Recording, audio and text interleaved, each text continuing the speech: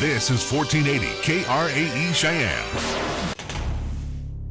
What you are about to hear is a sports talk radio show unlike any other that has ever before been broadcast in the capital city of Cheyenne, Wyoming, USA. This is Cheyenne, Wyoming's Sports Talk Authority. The Wyoming Cowboys, the Denver Broncos, the Colorado Rockies, and the Denver Nuggets. The show is local, it's regional, and yes, the show is national as well. Wyoming Sports Talk Today is on the air.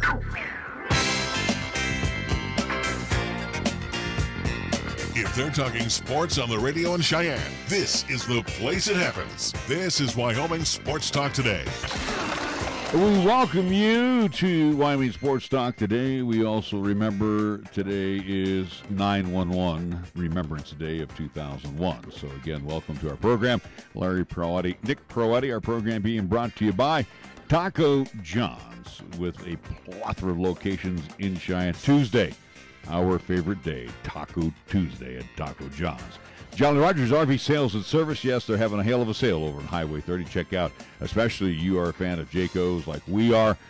Travel trailers, fifth wheels, they got them, RVs. They're ready to rock and roll right now with you over there at Jolly Rogers RV Sales and Service. Chick-fil-A at the corner of Windmill and Del Range. Yes, we know those great lunches and dinners. How about breakfast? And again, I know we've been pushing breakfast for a long time, but you definitely want to try a Chick-fil-A breakfast. Their hash brown scramble bowl, their egg white grill, their Chick-fil-A biscuit. Matter of fact, you can go through two convenient drive-thrus on the way into work. Chick-fil-A at the corner of Windmill and Del Range, right across from Menards.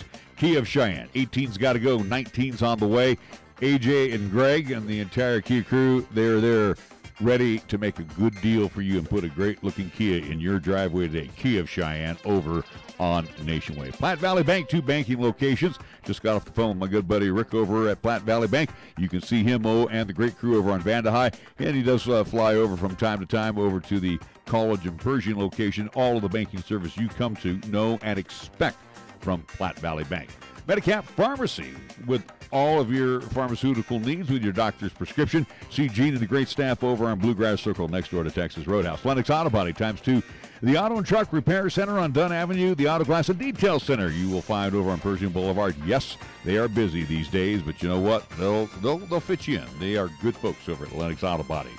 First Tier Bank, right at 1508 Stillwater Avenue. Tim and the great staff invite you to come on in, talk to them about their CD rates with great annual percentage yields right now. 1508 Stillwater Avenue, open Monday through Friday. Across the street, open 7 to 8 days a week, is Mondello's Pizzeria. And again, top 10 of the nation for those pizza pies. That's how delicious they are. And that's from the Food Network, folks. Number 1 in the Pro-Man's book. And Junior Pro-Man as well, too. We love their pizza over there at Mondello's Pizzeria, 1507 Stillwater Avenue, Suite D in the Greenway Commons. Mars Plumbing Heating, 1515 Logan Avenue. And we also say thank you to our scoreboard sponsor, that being Will and the great gang over at Pepsi of Cheyenne. We go over to Nick and we check out his scoreboard, and it reads this way. It reads this way with LCCC Women's Volleyball on the road today, coming up at 6 o'clock. They will be at Otero Junior College, looking to get on a winning streak coming up. Again, that game at 6 o'clock on the road at Otero Junior College. Again, LCCC Women's Volleyball, 6-5 overall on this early season. Also, do want to remind folks that for high school football, we will have some more coming up this Friday. 1480 K-Ray will be broadcasting live over at Cheyenne East. It will be East versus South. Game kickoff time will be 6 o'clock. Pregame about 5:30-ish. Again, tentative schedule for that. So, again, looking forward to that one. 1480 AM, 101.1 FM in Cheyenne, 1480kray.com, and Periscope and the 1480 K-Ray YouTube channel is all the ways you can catch this Friday's game. All absolutely free, thanks to what Nick has done.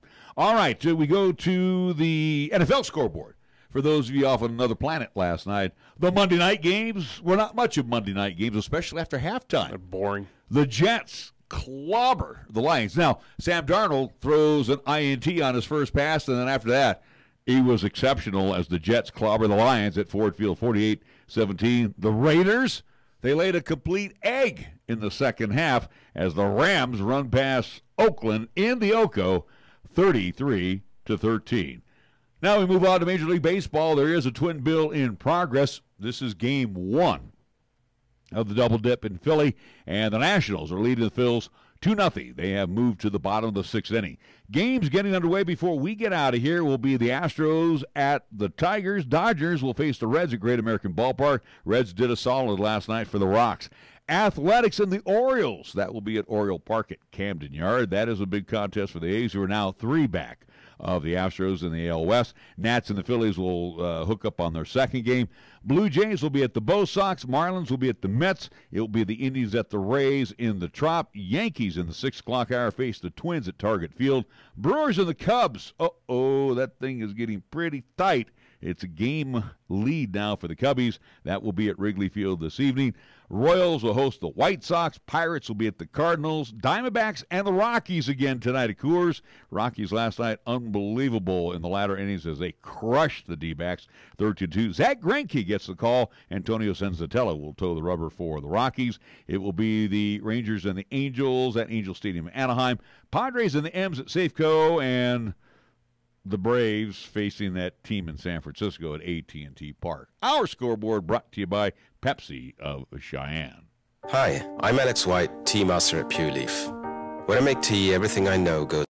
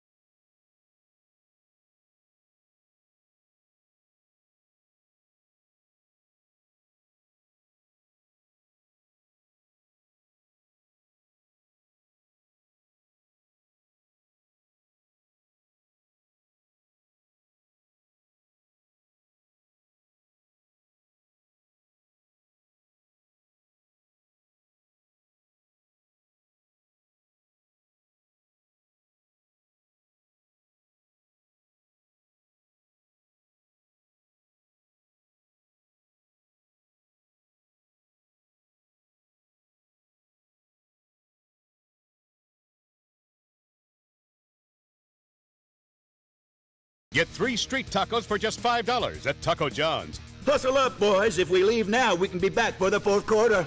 Olay the day at Taco John's. Wow, it's hot enough out there to fry chicken. So now's the time to find ways to beat the heat, and Marv's Plumbing and Heating, 1515 Logan Avenue, is the best place to go to get cool. Marv's Plumbing and Heating, which provides complete air conditioning, installation, inspection, and repair services, is offering its air conditioning inspections for just $98. So beat the heat right now by calling Marv's Plumbing and Heating today at 316-7634. That's 316-7634. Here's the latest weather forecast on 1480 K-Ray. For today, it'll be partly sunny with highs around 83. Then for tonight, it'll be mostly cloudy with lows around 51. On Wednesday, it'll be sunny with highs around 86. And on Wednesday night, it'll be clear skies with lows around 50. Fat, lazy, and stupid is no way to conduct a sports talk radio show. We've thrown down the gauntlet, upped the stakes, and made it clear that when it comes to sports talk radio in Cheyenne, there's a new player in town. This is Wyoming Sports Talk Today, and it's only here on AM 1480 K-Ray.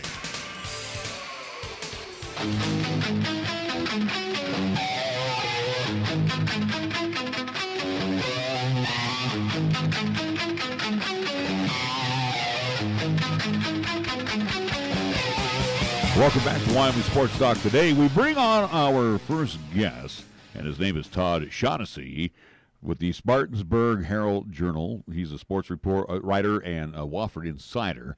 And Todd, Larry Perotti, along with Nick Perotti, we welcome you to our program. First and foremost, buddy, you know, our thoughts and prayers are with everybody in that part of the world right now, as I know that Hurricane Florence is bearing down on your part of the world. I hope you've battened down all the hatches out there in your part of the world. Yeah, I tell you, if the game was here in Spartanburg, it wouldn't be played.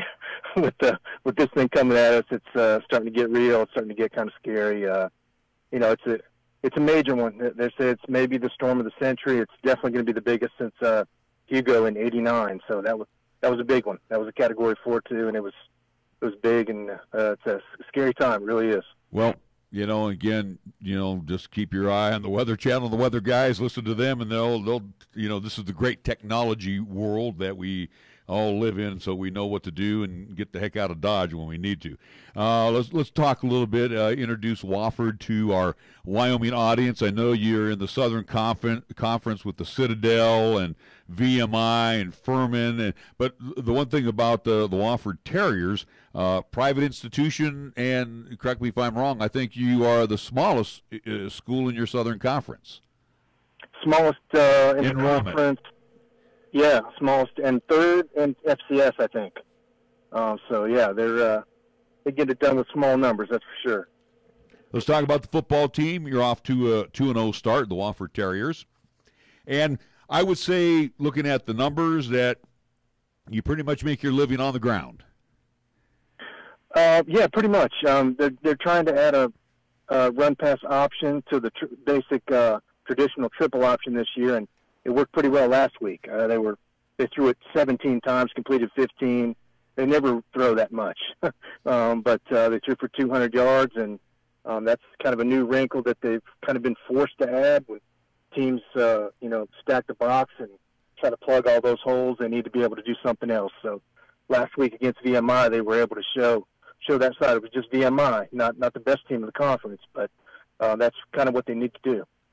How does Wofford look at this week's opponent, the Wyoming Cowboys? Now, the Cowboys, in their last two appearances, got stomped on by Mizzou, the Missouri Tigers, hung tough with a Pac-12 team until the fourth quarter. So, obviously the Cowboys have been through these D1 wars for many, many years, and then you got to come to Laramie, which I think a lot of those folks are very happy they're bailing out of South Carolina. But my point is, you got to come to 7,200 feet. Tell us a little bit the thoughts on the Terriers coming to take on the Cowboys. Well, I think they come in with a lot of respect for the program and for Coach Bohl too. I don't think they're going to be intimidated. They're pretty confident coming in, but I think they think they can make it a game at least. That's for sure. We're talking with Todd Shanesy. He's the Spartansburg Herald Journal sports writer and Wofford insider. Todd, looking at this week's game with the Wyoming Cowboys, and again, talking with the coaches and stuff, have they seen anything that they might be able to expose, especially as they like to attack on the ground? I don't know. This is the third totally different team that they've faced. They went against an option-based run team in the Citadel, kind of spread it out passing game with VMI, and so this will be a lot different for the defense. Seeing more of a power basic eye team, which I guess Wyoming is, but good experience, and they want to kind of put all those three games together before they hit their open date next week. For Wofford, though, at least coming up in this contest, again, as we mentioned, they like to do the running game, and for recent contests for the Wyoming Cowboys, they've had issues with certain teams and their running game, especially trying to at least miss tackles, miss opportunities. But in your opinion, Todd, for Wofford, for the Terriers, to come into Wyoming, where they're not entirely expected to win this contest, again, kind of a tough hill to climb, especially with elevation, and again, that higher, at least echelon team in Division I, but in your opinion, Todd, for Wofford to pull up the upset in Laramie, what exactly do they need to do this Saturday? Well, first of all, they have to play pretty much perfect ball as far as turnovers. I don't think they can turn it over at all. They got to win the turnover margin. They got to be able to take advantage when they get in the red zone. They have to be able to move the sticks. They're kind of based on clock eating, long drives, shorten the game. And that's I think that's what they're looking at. Even when they throw the ball, it's going to be quick outs and just methodical, move it down and really try to shorten the game as much as possible. And that's kind of what how they would I would imagine give themselves the best chance. Todd, let's look at both sides of the football for the Terriers, and I know we only got you for a few more minutes here. So real quick on the offensive side, tell us about some of the people that we should keep our eye on. Obviously, it starts at the quarterback position. Who's our field general? I do believe that would be Joe Newman is going to get the call, right? Joe Newman, they have a backup quarterback. They kind of share that job a little bit. Joe's kind of taken over now. Joe's a junior. He's got he lost his redshirt year at the end of that freshman year and came in because of injuries and was a kind of a playoff hero that year. Didn't get to play much last year because Wofford had a senior quarterback that went most of the way. But he's a key, of course. They have an All-American fullback, Andre Stoddard, who's a local guy from here, Greenville near Spartanburg. He's a really tough, powerful runner. He's going to be key. They have a couple of great halfbacks. One of them's probably their best pass catcher out of the backfield, Blake Morgan. And another guy, Lennox McAfee, who's, I bet he averages 8 yards a carry in his career. He just seems to get those holes. Those are not the biggest guys. Lennox is only 5'7", 185. And so they need to get those guys in open space, and that's kind of what the new wrinkle on this offense is all about. Defense is led by a lineman, Miles Brown, who's a preseason candidate for the Buck Buchanan Award, which is the top defensive player in FCS. He's first team preseason All-American and probably their best chance at a guy that maybe could end up in the NFL. So everything kind of goes with him, I would say. He can move all over the defensive line from nose to either end, and they'll move him around a little bit. When you were mentioning that you defeated the VMI, the Virginia Military Institute, and then I look at your team in general, and it kind of reminds me, again, they're not the big 310 and 320-pound hosses up front, but they're more built like the Service Academy type teams, like an Air Force. I mean, they are built. The 260, 270, 280, and these guys are built for speed like the rest of your backfield. Yeah, I mean, there are a couple 290s and the 300 guy, but you're right. They want to be mobile. They want to be guys who can move around and block, help block on the edges and not necessarily the power guys that come right at you. And that's true. That's the kind of team that Wofford's always tried to recruit, is linemen like that maybe undersized for the bigger levels, but they're perfect for this kind of offense. Todd, are you going to let you come up to Laramie for this one here on Saturday? I am going to miss this game. I hate it. I don't miss many. This will be the first game I missed since 2013 when they came and played Baylor, and I've only missed 5 or 6 in 20 years. So it's kind of a rare occasion for me not to be able to make the trip. But if I can go to a playoff trip, that would be fine with me. All right, and last thought too before we turn you loose. Again, this is a private school, so how educate us on how you recruit.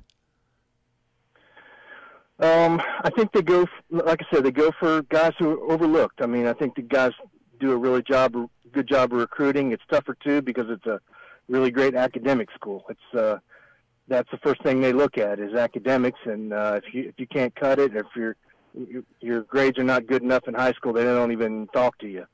So it's kind of a challenge, but I think they look for undersized guys, and that's just not across the line. That's everybody. That's those smaller running backs and guys from smaller schools that maybe didn't get recruited, so well. So it's a challenge, but they're doing a great job. They've got 5 true freshmen who have been really big contributors already. So that considering the coaching change this year to Josh Conklin from Mike Ayers, who's a legend around Spartanburg, it was kind of remarkable to have a recruiting class like that, for him to come in and do that right away. All right, Todd. Hey, again, we want you to know here on our part of the world, our thoughts are with you and all of that portion on the eastern seaboard, the southern eastern seaboard. Again, try to stay as dry as you can, partner. Right. Well, you guys enjoy the game and enjoy those Wofford Terriers. They're kind of fun to watch. Looking forward to the game coming up on Saturday. Thank you so much. Have a great one. Okay. Todd Shanesy, Spartansburg Herald, Journal sports writer, and Wofford Insider, join us here on Wyoming Sports Talk today. Give Nick a chance here to join me back here as he lets Todd off the line. And again, just hearing some of the stuff that he says, they're built for speed. So our front four, our linebacking core are going to be tested. Our secondary, and this is one I think, Nick, that we might be able to sneak a couple guys in the box as well. I don't think they're going to beat us through the air. The only issue is, again, if this team is built for speed, again, has a good running game, what have we seen issues with recently, especially with the Wyoming Cowboys, has been missed tackles, allowing these running backs to run over these defense. Now, again, this is obviously Washington State, Missouri, teams far well ahead of a Wofford Terriers team coming out of the FCS, again, out of the Southern Conference, but this is another game.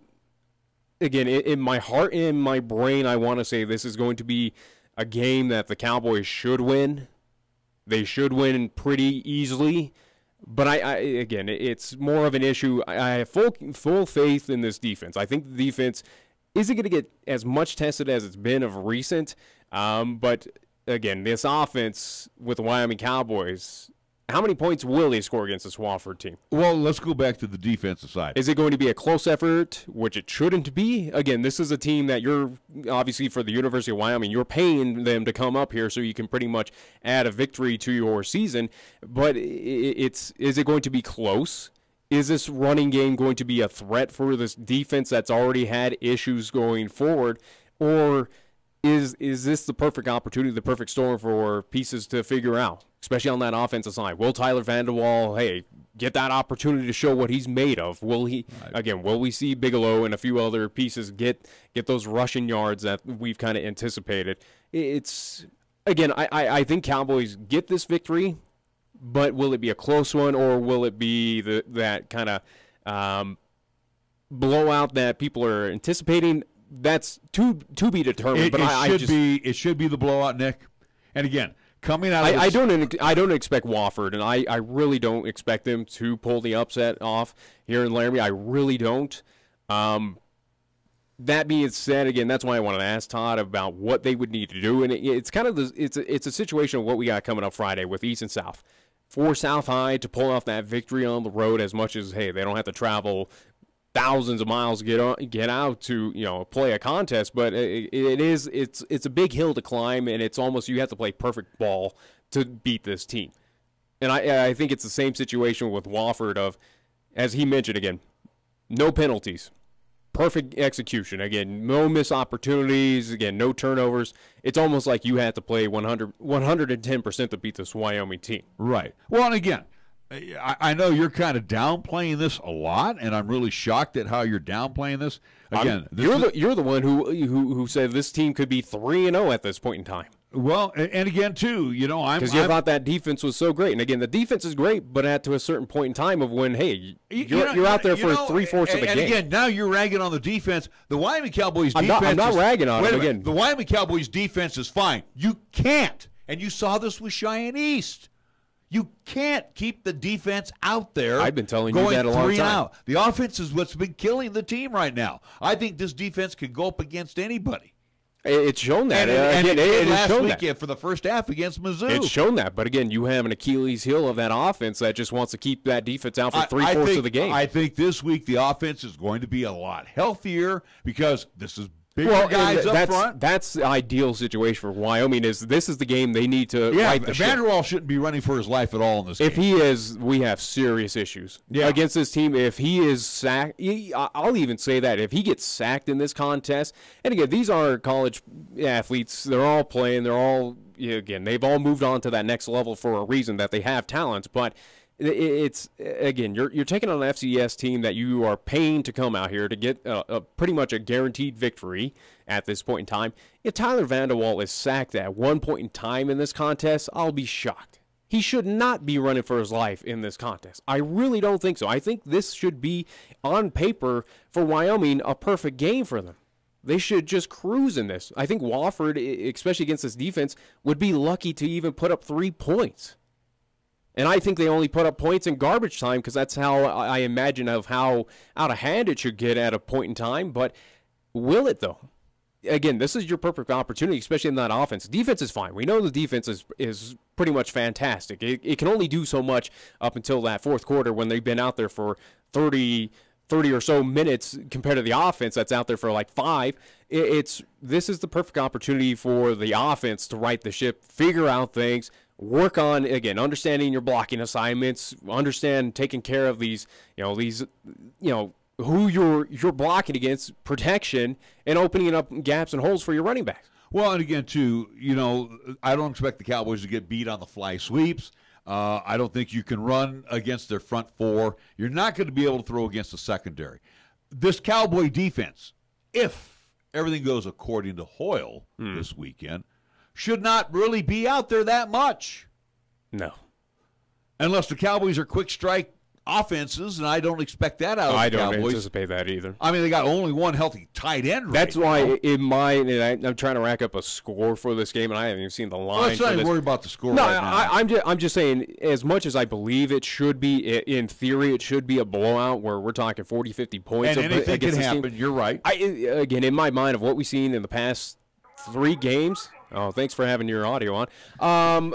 Again, for the Wyoming Cowboys offense, something tells me they only put up 3 touchdowns in this contest. It's maybe a 21-3 victory. I just have no confidence in this offense. I really don't. I disagree. I think they're going to, unless I think they got lucky putting up 29 against scheme. I think they got lucky putting up 29 against New Mexico State. That's how bad this offense the offensive scheme. If the Cowboys only put up 21 points against Wofford this weekend, then you and I got some very serious to talk about here on Monday. Yeah.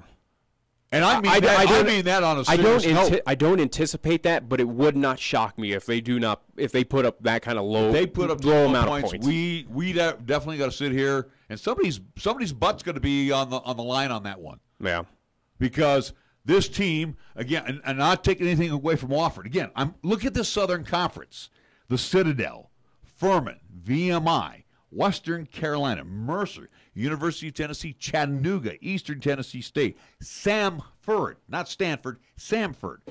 I mean, people know the difference. I know, but these teams here, again, this is like Wyoming going to the SEC. The Southern Conference coming to the Mountain West. And again, they're coming from sea level to 7,200 feet. Again, not a valid excuse going for all that. Especially with the technology nowadays, that again they can simulate all that fun stuff. That's fine. I don't can buy simulate all it. they want, but again, they are going up against 300-pound linemen. They're coming up a very active defense. They're still playing football. It's as simple as that. Well, again, tell that to an Appalachian State team that upset Michigan. And again, Michigan had everything to lose in that contest. Appalachian State had nothing to lose. Same with Wofford. They got nothing to lose. The Cowboys. That's why the Cowboys have everything to lose, but their backs are up against the wall. Yeah. I want to see them come out swinging this Saturday. But will they? I hope so. I don't really believe they will. Again, I have little to no confidence in this offense that can. I really don't. All right. Well, how anyone has any confidence of what we've seen over the past 2 games, again, going against Washington State, where the defense allowed you to stay relatively close in that contest, where you had a shot to win it. You were relatively close in the first half against a Mizzou team, but you couldn't put up any effort, any points against them. I have no faith. I really don't. That's why I'm saying if they put up 14, 21 points against this team and still get the victory, it wouldn't surprise me. It really wouldn't. It'd be shocking because again, this is a team you should wipe the floor with. You would hope. But this offense stinks so bad that 14 and 21 points. But also too, and again, I'm not going to make total excuse for the offense. This offense is hurt right now. It's in key positions. The offense is hurt in the skilled positions. So again, we are going with younger people. Like I said, we got only one healthy tight end right now. One healthy tight end. We had 4. We're down to 1.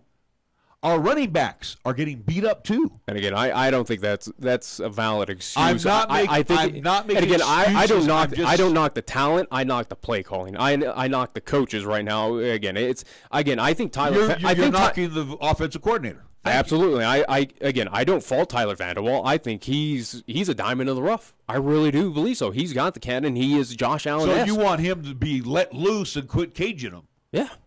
I agree. Absolutely. I agree too. And like I said, if we see and hopefully.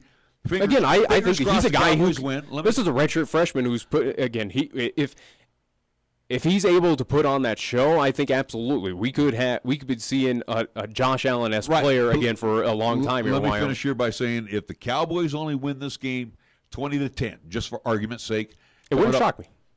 I know it wouldn't shock you. If we got a 20-10 win coming up on Saturday, you and me got something very serious to talk about here Monday morning or Monday afternoon.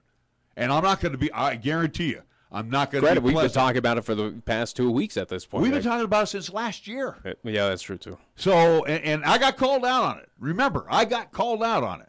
Yeah, you put up a losing effort to San Jose State. Yeah. So, again. From last season. That's all I need to say about how bad this offense is. Again, it's not the talent. It's the tools. What's coming out? It's what's coming from up top. Sometimes up top has no clue. It makes me really upset sometimes.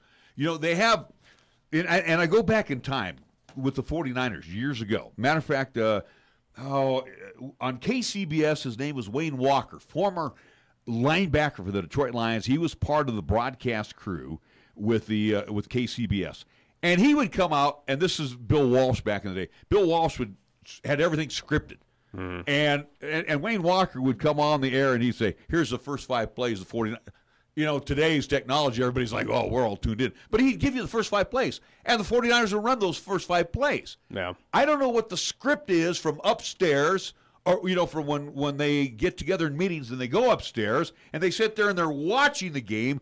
Sometimes I wonder what game they're watching next door to us. I really do, Nick. And I have walked out of that press box at times grumbling under my breath going, and you make a lot of money. Why? Yeah. You know, so like I said, if that be the case, it's an offense that should be well off in the FCS. It can get it done down there in the lower division, again in Big Sky Conference or Southern Conference. But here in the big times, again, Division I, Mountain West, it's showing right now it can't even beat one of the worst teams in the Mountain West Conference. And here's what I would say to, and again, you know, Coach Bohl can call me out again if he wants. But this is what I say to and we need to get to him as well, too. I know, Again, that's and a lengthy press conference. we will listen to his weekly press conference. But to Brent Vigen, here's what I would say.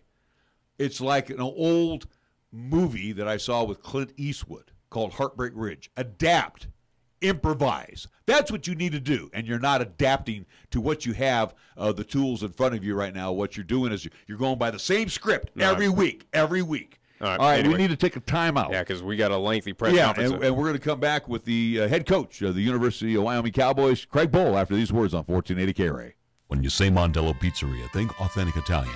When you say Mondello Pizzeria, think made fresh from scratch. When you say Mondello Pizzeria, think great pizza, delicious Philly cheesesteak, superb hot and cold Italian sandwiches, meatballs, sausage, and special subs, calzones, crisp salads, and great service. When you say Mondello's Pizzeria, think unmatched Italian taste. Mondello's Pizzeria, 1507 Stillwater Avenue, your only true Italian stop for lunch or dinner. Your everyday drive should be anything but average. The new 2018 Kia Sportage has state-of-the-art technology for convenience, entertainment, and driver assistance. I'm AJ Miller for Kia of Cheyenne, and the 2018 Kia Sportage has available subscription-free UVO connectivity with a color touchscreen display for hands-free calling, navigation, music, and more. Stay in touch and be at your best wherever you go. Come in today or call us at 775-0123 or go to KiaofCheyenne.com and we'll make it easy. Every story has a beginning, a middle, and an end, but not necessarily in that order. You decide where you're going and how you'll get there. An unwritten experience awaits. Be bold, be prepared, be inspired. Your story unfolds. Laramie County Community College. Visit lccc.wy.edu to start your story today. Your locally owned and operated radio stations, KYOI-FM and 1480 KRA AM, are just that, local, serving Cheyenne and Laramie County, where your advertising dollar stays local too. It doesn't end up in Colorado, Oklahoma, New Hampshire, or even New York. We conduct business here, we shop here, and we live here. and we support our entire community 24/7, 365. Just because it has a window dressing doesn't mean it isn't a facade. A reminder from KYOY and 1480 K-Ray. We're taking Cheyenne, Wyoming Sports Talk Radio to a whole new level. This is Wyoming Sports Talk Today. Don't look at me. I think these people are completely nuts. Stop this crazy thing! And it's only here on AM 1480 K-Ray.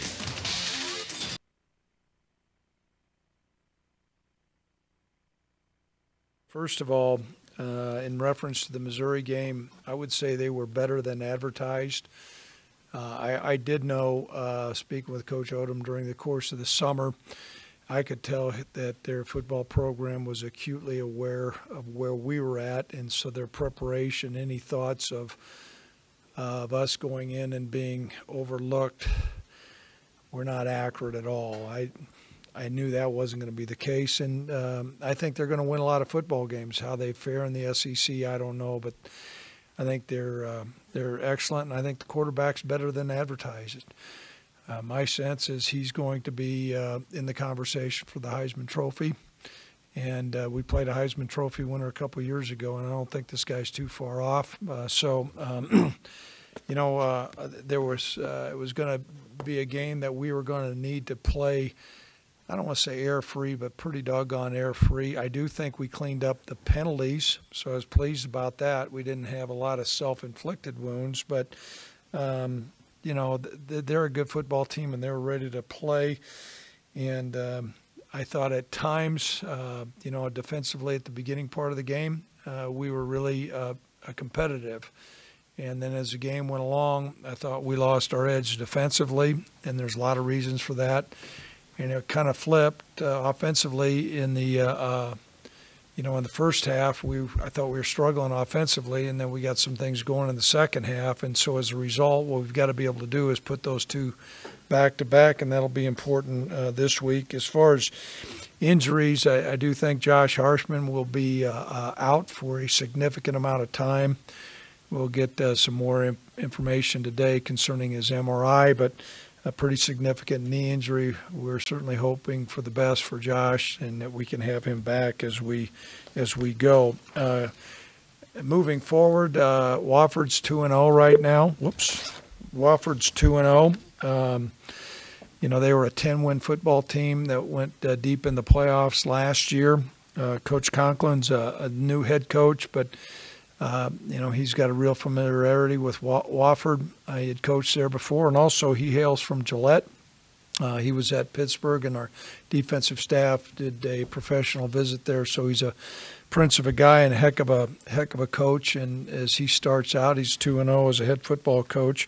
Offensively, they have not changed a whole lot through the years. They've had the same offensive coordinator for maybe 20, 30 years. I mean, been there a long time, and we have got a great deal of experience coaching against that scheme. And so they'll play two quarterbacks.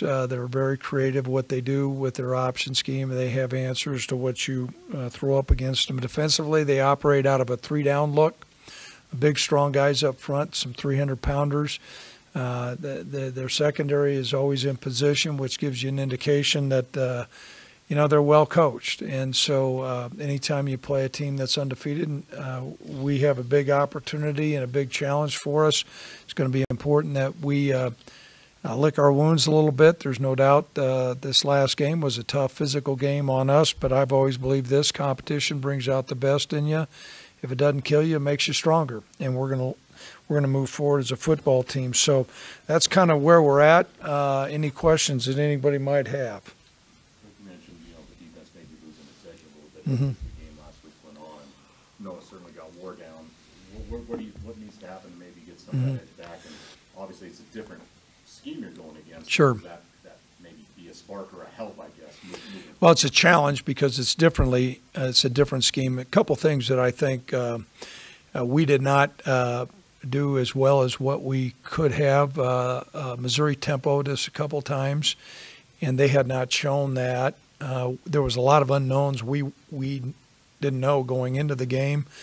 They certainly changed and did some things. They looked deep into, what Oregon had done to us. They had a complex game plan that they had not shown, and because they didn't have to show it.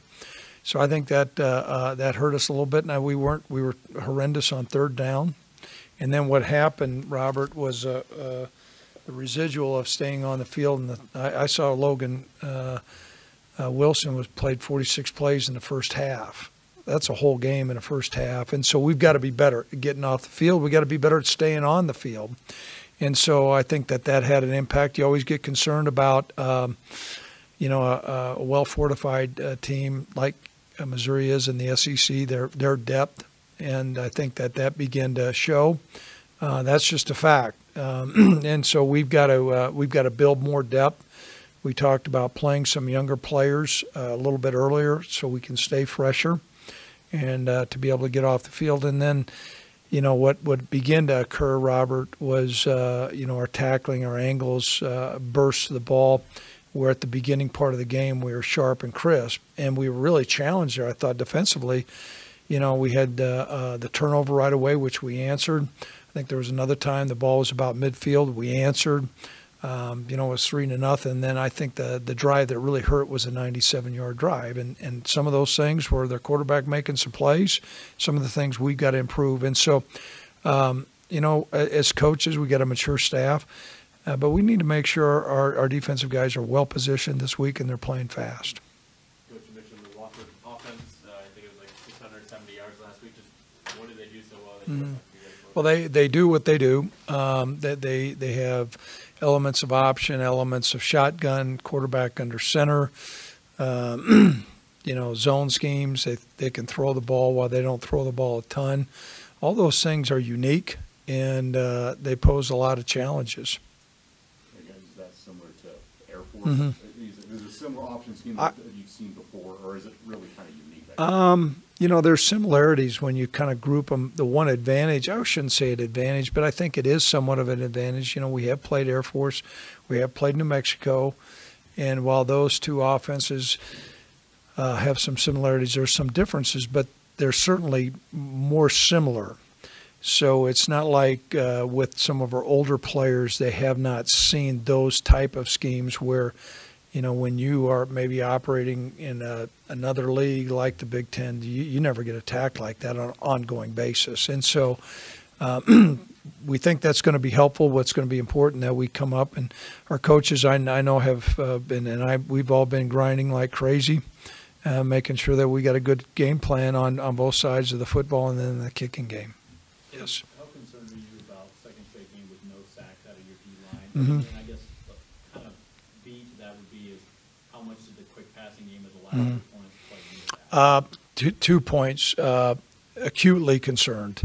When you have those numbers of passes and you don't have a sack, I think you got to take a look in the mirror and say, okay, what the heck are we doing? I think we've got a pretty good presence of rushers, and for us not to have a sack or not even enough hurries or hitting. Now, I thought we were better against Missouri, quite frankly. We were in the backfield a little bit more than we were against Wazoo. But we've got to improve there. And we had a long discussion yesterday.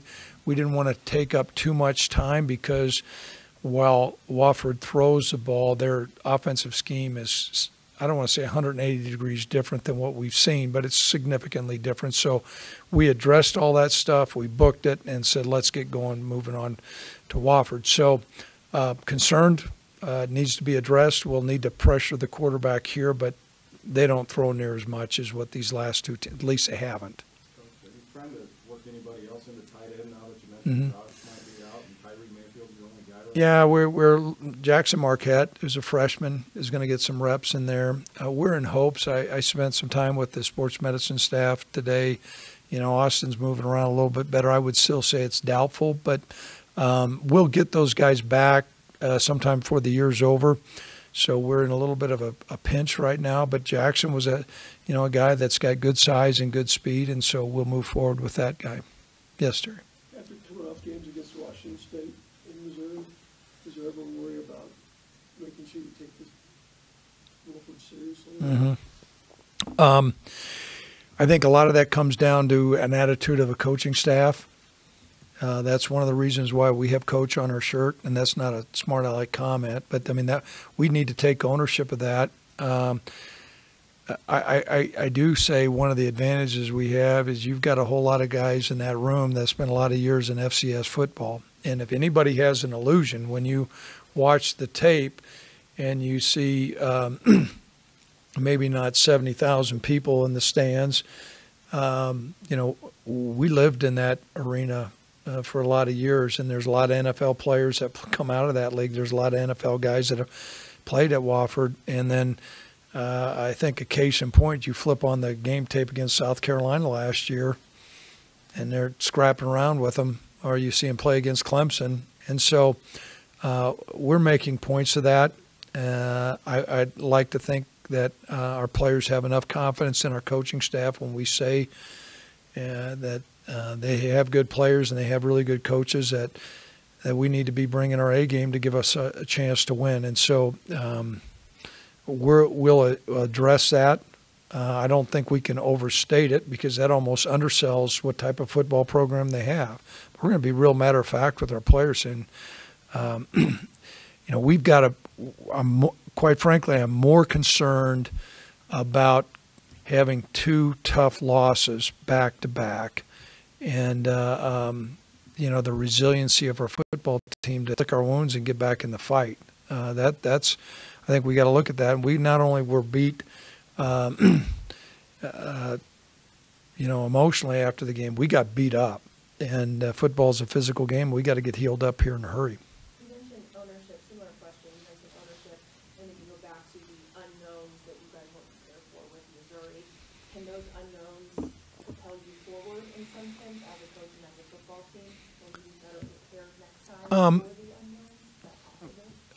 Great question, because every game there's some unknowns, but I can tell you, we were searching last week. I mean, we were going through everything because they didn't have to tip their hand. Missouri was very, very vanilla offensively in the spring game, which was on the SEC network, and then the first game it was.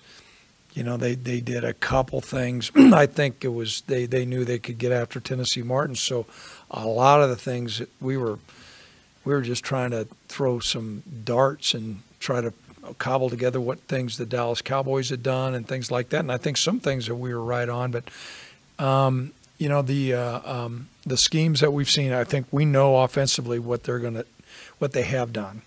They've got a proven track record that they've been creative, but there's a track record of what they've done offensively. We do have an idea. Some things, while the Citadel game is a little bit different simply because they were a triple option team, VMI is more traditional, so we could get some beads on that. But we looked at both games, so I think we're going to be more prepared as far as our game planning. Greg, any concern at all about, you mentioned the team is beat up physically, about knowing that there's a bye week coming, anything that they might be looking ahead toward that? No, I think everybody wants to win. And if anything, the bye week says, football is a real physical game, and we've gone through a grinder here. And some guys, I think, you're going to play hurt if you know that, okay, we got to figure out what we got to do to win. Whatever we got to do to win, we got to do that. We got to do whatever we can do to win, and then that next week will alter what we're doing in practice. And so I think, if anything, not to say that they are looking forward to the bye week. I think it's a motivation saying, you know what, we're 1-2. We got to do what we can to get to 1-0 here and get to 2-2. So that's kind of our thought process. Coach, you mentioned getting some younger guys on defense on the field to keep things fresh. Last week, when you looked at the tape, were there anything that stood out? Seeing some of the younger guys get out there. Mm-hmm. Well, guys, Andrew Winger played a lot of snaps in the first half, and maybe getting Elijah Halliburton out there, Braden Smith out there a little bit. We were looking at, even though he was a younger guy, Adam Pittle to play him more. And the other thing that occurred was with their tempo, it was hard to get some subs in, and they utilized that well, and kudos to them. And so I just think we our rep count got out of whack, and that showed in the second half. And so that you live and you learn. Greg, I know, how's any update on Nico? Mm-hmm. I know you also came short on defensive ends as well. Any Yeah. updates on any of those guys as of now? Right. We think KP will be back. Kevin Prosser will be back. We're in hopes that Trey Woods will be back, and so that'll be helpful. Concerning Nico, I would say it would be doubtful. You know, I think certainly him resting all weekend have helped. We'll know a little bit more, but those ribs were bruised pretty significantly, and for a running back, sometimes that takes time.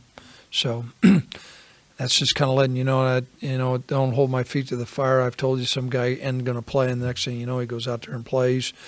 But I just the information that we've been given, and I'm being forthright with you, you know, a lot of head coaches, they hide behind a lot of veils. We haven't operated like that, and I just don't think Nico will be in position to play this week. With the chances to big low and got a little bit more last week, is your confidence level as far as are they ahead or where you thought they were? I think a little bit ahead. Javon, though, however, you know, he fumbled, and that was disappointing. I think we need to play X a little bit more, which we will. We had an extensive conversation and offensive staff meeting about that. Those two guys are good players. And and, you know, like I said, we're in hopes that we'll get Nico back. Certainly Nico's, you know, he's a captain and he's a leader of our team, and he's an emotional leader as well. So that element has been sorely missed. But, you know, I think both those two guys have got some really good talent. And, you know, it was I thought Javon's running out there and against a, you know, a fortified SEC team, and it wasn't like he was backing down. And he'll learn from the fumble. And, you know, some of the pass protections were challenging, and I thought they answered the bell there. So good experience. Unfortunately, we came away with some good experience, but a loss. And so I think those guys will benefit from it, though, and I feel comfortable with them. Coach, you're a guy who works with the kickers a lot. You know, seeing Cooper get a career long 51-yarder, was that pretty rewarding? And I guess what sort of growth have you seen from him?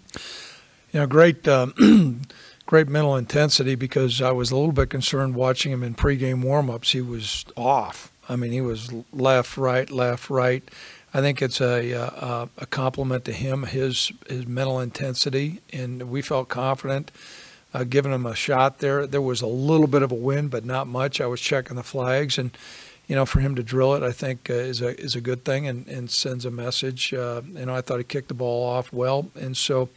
In each year, he's gotten a little bit stronger physically, but more so that's you got to have ice running through your veins, and I've been really impressed. He's a competitive player.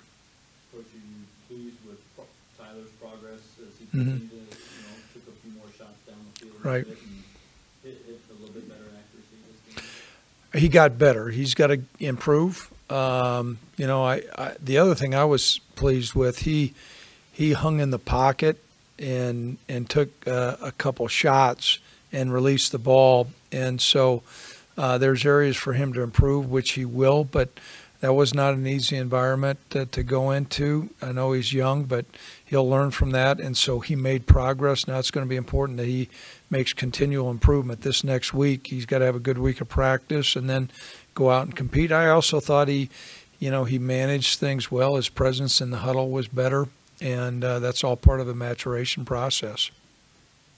Coach, the last two games, you really haven't been able to flip the field like you probably would want punting the ball. Is there something wrong with Tim, or just not making contact? How concerned are you about Well, I'm concerned about that. You know, he's got to punt the ball better, and we're going to continue to work on that. Quite frankly, I was a little bit more concerned about their returns. You know, sometimes if you don't punt the ball well, you may not get the exact punt that you're looking for, but they're not returning it. And so we did some things to try to curb opportunities for returns, but Tim's got to hit the ball better. He can show what he can do, and he needs to be more consistent there. National Guard soldiers to be always ready whenever disaster strikes. They are your next-door neighbors and your colleagues in schools, offices, and factories. To be a Guard soldier is to stand ready to serve at all times for family, for community, and for country. To learn more, log on to NationalGuard.com or contact an Army National Guard recruiter in your area. Sponsored by the Wyoming Army National Guard. Aired by the Wyoming Association of Broadcasters and this station.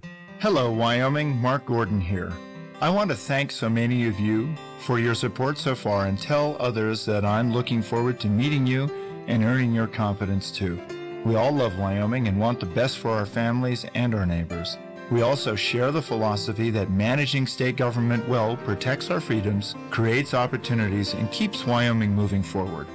This is Mark Gordon, and I'll see you on the trail. Paid for by friends of Mark Gordon. The message is simple. Drive sober or get pulled over. If you drink and drive, remember it's illegal and it can cost you your freedom or worse, your life. It's been determined that a blood alcohol content of 0.08% or more can impair you considerably when you are behind the wheel. Financially, it can devastate you if you get arrested. More importantly, it could result in losing a friend or a family member. That price is too high to pay. Call a designated driver after enjoying a night out and get home safe. Paid for by Federal Highway Safety Funds. The next time you have a craving for authentic Mexican cuisine, visit Hacienda Guadalajara at 317 East Lincoln Way. Locally owned and operated, they serve their dishes with family tried and true recipes with the freshest of ingredients, made to order. Start off your meal with their complimentary chips, salsa, and bean dip. And if you're feeling adventurous, enjoy your favorite margarita or cerveza. Hacienda Guadalajara, where the spice is always nice. Here's the latest weather forecast on 1480 K-Ray. For today, it'll be partly sunny with highs around 83. Then for tonight, it'll be mostly cloudy with lows around 51. On Wednesday, it'll be sunny with highs around 86. And on Wednesday night, it'll be clear skies with lows around 50. You bleed brown and gold? So do we. Wyoming Cowboys football and basketball is always front and center on this show. This is Wyoming Sports Talk Today, and it's here on AM 1480 K-Ray.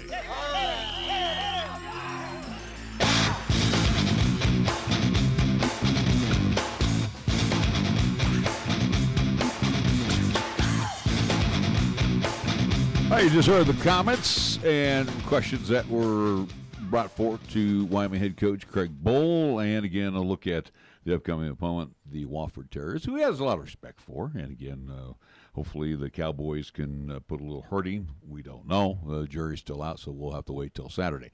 We do have something special, though, and I turn it over to Nick. Oh, you're going to turn it over to me. As we've been doing this week, again, as we'll do today, we've been giving away tickets. Thanks a lot again. I'll just shut off your mic there, but granted it comes over mine. Anyways, though, as I'm trying to talk here, again, we've been giving away tickets to go see Wyoming versus Wofford coming up this Saturday. Kickoff at 2 o'clock over there in Laramie. And as we did yesterday, congrats to, I do believe, Will Rooney, who was our day one winner. Came by today. Perfect. So he picked up his prize pack again, a pair of tickets to go see that contest, a pair of goodies from Chick-fil-A, and also, too, he was the winner of our lone parking pass as well, too. Now, today, we'll be giving away a pair of tickets to go see Wyoming versus Wofford and a pair of goodies to go see our friends over at Chick-fil-A, Kona Dell Range, and Windmill, but unfortunately, that parking pass does not come along as we only had one, and Will was the winner of that one. Now, going into the Fishbowl of Awesomeness, thank you to all who joined us on the Facebook and Twitter side who have entered in. Again, you are all still entered if you're not picked today to at least eligible for tomorrow's last drawing for the last pair of tickets. So, again, I'm going to pull out a name right now out of everyone who entered on both sides. All right. We got a female this time. It's going to be Yvette Ray. Yvette Ray. Yvette Ray is our winner today. So congratulations to you, Yvette. I'll message you on Facebook or Twitter, however you at least put in your entry, and I'll message you how you pick up your tickets and how you come by and enjoy that contest coming up this Saturday. Yeah, all we ask that you do is, if you can't go to the game, then make sure that somebody will go in your place, but don't sell them. Don't sell them, because also, too, there's a nice little handy barcode on everything, and that registers to our account, and we know how to find that stuff. Yeah, it's not that hard to figure out of how that thing, how those tickets are Mr. moving. Technology over here, he knows all that stuff. That's why I make sure I have, again, barcodes, and again, it has little numbers on it. I know where they go. Well, I'm venturing to say, though, Nick, everybody that enters our contest, they're going to the game. They wouldn't be entering the contest if they didn't want to go to the game. If you try to sell them, guess what? You'll be permanently banned. Barred for and life. we'll have to notify others as well, too, that you took advantage of certain tickets. You'll be like Pete Rose. No Hall of Fame for you. Yeah. All right, we got to move along. Again, Yvette Ray, congratulations, you and a guest to be our guest. And again, these are my personal season tickets, so we hope you enjoy the game. It's supposed to be great weather. If I understand, like 81 for kickoff on Saturday. Sure. In Laramie? I don't know. Yeah, in Laramie. It's usually cold, so I don't know. Oh, Cold and quit windy. you're whining now. 86 degrees is... We got the top there. I'll just get there. Summer is now officially in the fall here in Cheyenne. I like Great. it. All right, we need to step into the second hour. Got another guest as we open up hour number 2. We'll be back after these words right here in 1480 KRA. This is 1480 KRAE Cheyenne. Also being heard on translator K266CC Cheyenne at 101.1 FM. What you are about to hear is a sports talk radio show unlike any other that has ever before been broadcast in the capital city of Cheyenne, Wyoming, USA. This is Cheyenne, Wyoming's Sports Talk Authority. The Wyoming Cowboys, the Denver Broncos, the Colorado Rockies, and the Denver Nuggets. The show is local, it's regional, and yes, the show is national as well. Wyoming Sports Talk Today is on the air.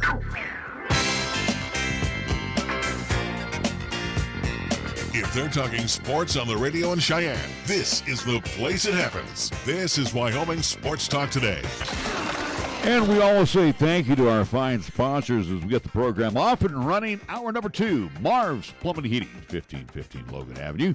Mondello's Pizzeria, 1507 Stillwater Avenue, Suite D in the Greenway Commons. And again, Joe and Scissor and everybody over there, you know, they do a fantastic job with Italian Paisan cuisine. It's delicious eats all the time, 7 days a week.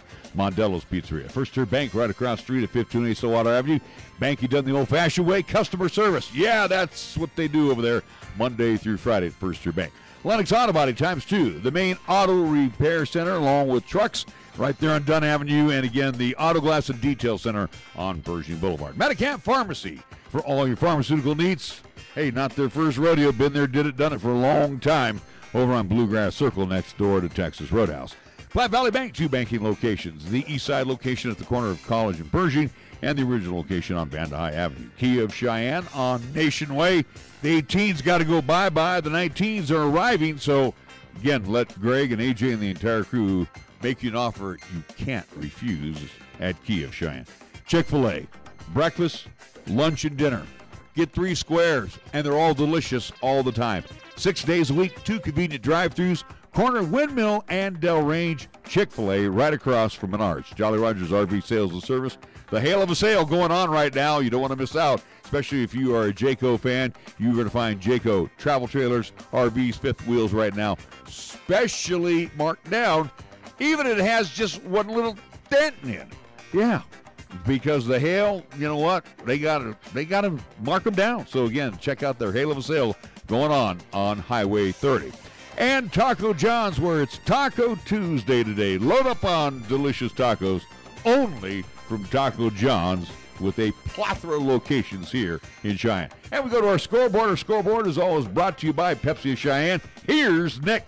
Oh, I can talk this time. Your laptop's not going to, play some noise. I took care of it. You know what's going to happen? You better remember I told you how many times on Friday. How many the times? Sound is off. It's done. I told you how many times. It's not that hard. hard. Off forever. It better be. Anyways, LCCC in action coming up at 6 o'clock tonight. They will be on the road at Otero Junior College. A little Region 9 action coming up, at least conference play. So LCCC on the season 6-5, looking to get back on the victory side after a split pairing over this weekend out in Baytown, Texas at the Lee College Tournament. So good luck to the Lady Golden Eagles. Again, volleyball in action tonight.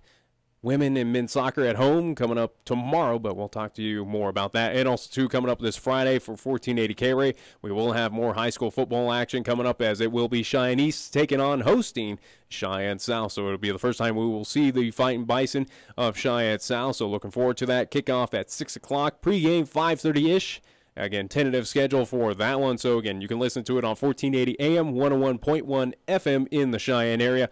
1480kray.com is where we web stream the audio. And also, too, it will be live on Periscope and the 1480 K-Ray YouTube channel, just like that. So 5 ways to entertain yourself with some high school.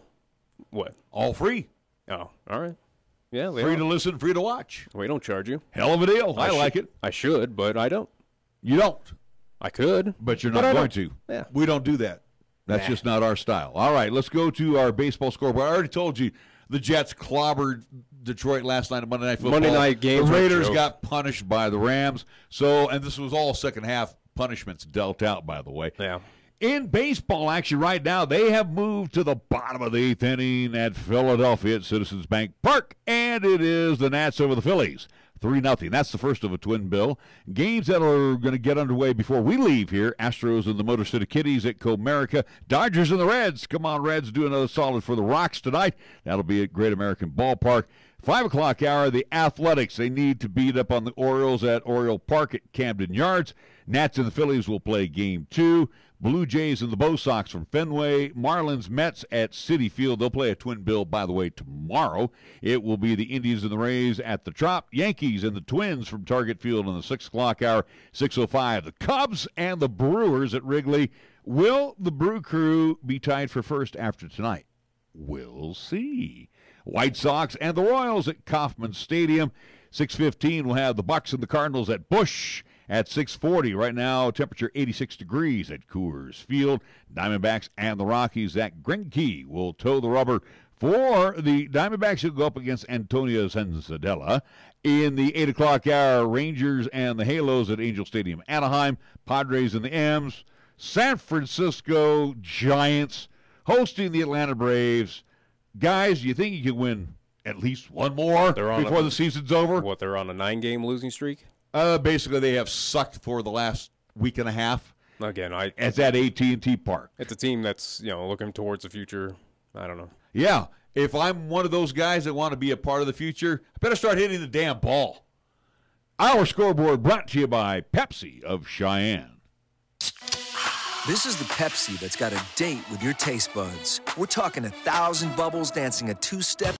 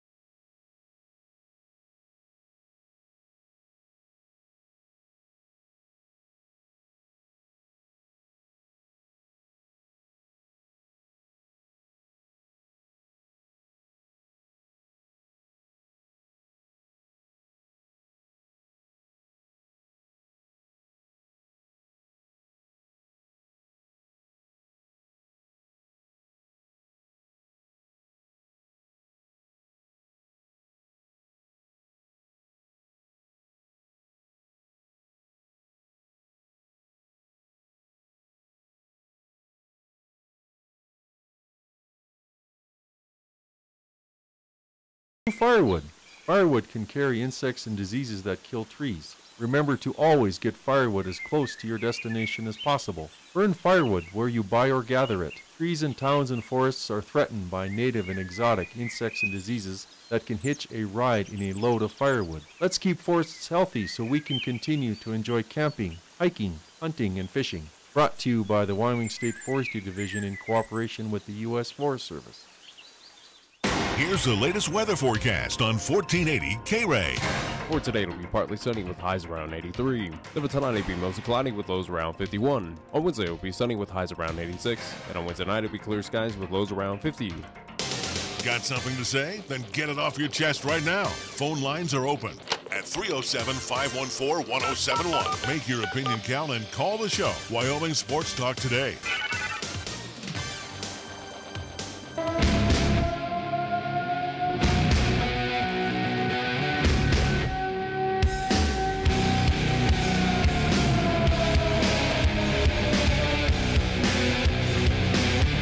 Hour number 2, Wyoming Sports Talk today, and we open up the phone line where we get a chance to talk to Pat Graham, Denver AP sports writer, and it was really a nice surprise. We finally met the man. We had a chance to sneak up on him while he was working this past Saturday at Canvas Stadium, home of the CSU Rams. Which turned out to be, at least at the point where we talked to him at halftime, it was looking like it was in favor of Arkansas. It was getting a little out of hand, and then midway through the third quarter, looked like it was going to be out of hand. But Pat, you saw probably the throngs of people leave after Arkansas went up. I think it was like 27-9, and then all of a sudden, all hell broke loose in favor of the Rams. Were you just as shocked as everybody else that left?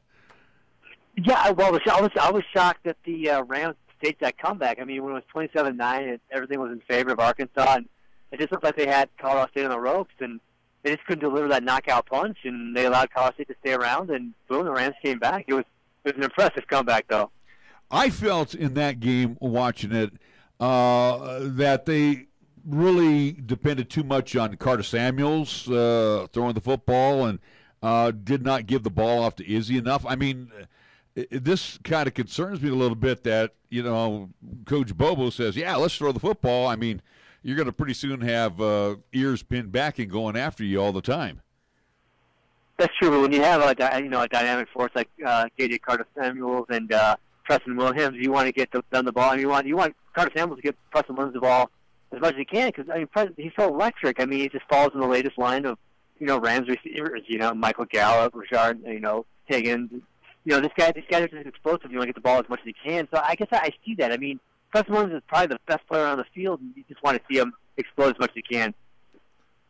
What did you think of? And again, I've been at both Hughes Stadium, and I didn't think Hughes was all that bad out there, in the vast wasteland of Fort Collins. But this new Canvas Stadium, they did it up right in Fort Collins there on the campus. They really did. I mean, Canvas Stadium is beautiful. I mean, it has everything you want. It's updated. It's modern. It looks great. The students can walk there. But I'm a big fan of Hughes. I'm maybe in the minority, but my wife went to grad school at Colorado State, and we were up there for a while, and I loved going to Hughes Stadium, and I liked it. But I was in the minority, obviously.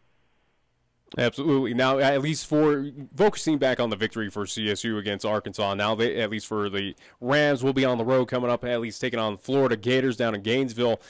What does this do for this Rams team? Again, starting off that slow start. Again, a surprising upset, at least to a lot of us, losing at home at opening week to Hawaii. And then also to losing to CU down in Denver. But, I mean, what does this do for this Rams team picking up in my opinion, a huge win? They were heavy underdogs against this Arkansas team.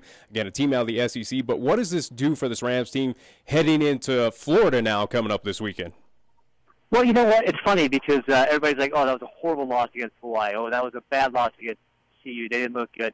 Well, what happens if Hawaii and, Hawaii's 3-0 now and, CU's 2-0? What happens if those two teams are ranked? What happens if they're two of the top 25 teams in the country? All of a sudden, those losses don't look too bad. And then you come back against an Arkansas team you were a 13-point underdog against, and you stage one of the best comebacks you've had in Colorado State history, and you come back and you shock a SEC team. I mean, you got to be loaded with confidence. If I'm Mike Bohl, I'm saying, hey, we lost to two of the top teams in the country, or two of the top 25 teams in the country, arguably, and then we're facing, we beat an Arkansas team, and we're facing a Florida team that, they lost. They're coming off a loss to Kentucky. They're vulnerable. That's how that would be my message to them, the team.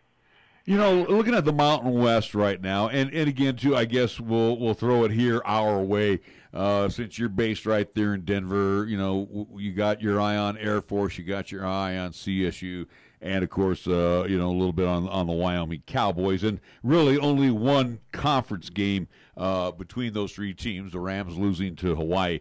But are you starting to see anybody that's better than the other right now, out of our three teams here within that 200-mile radius?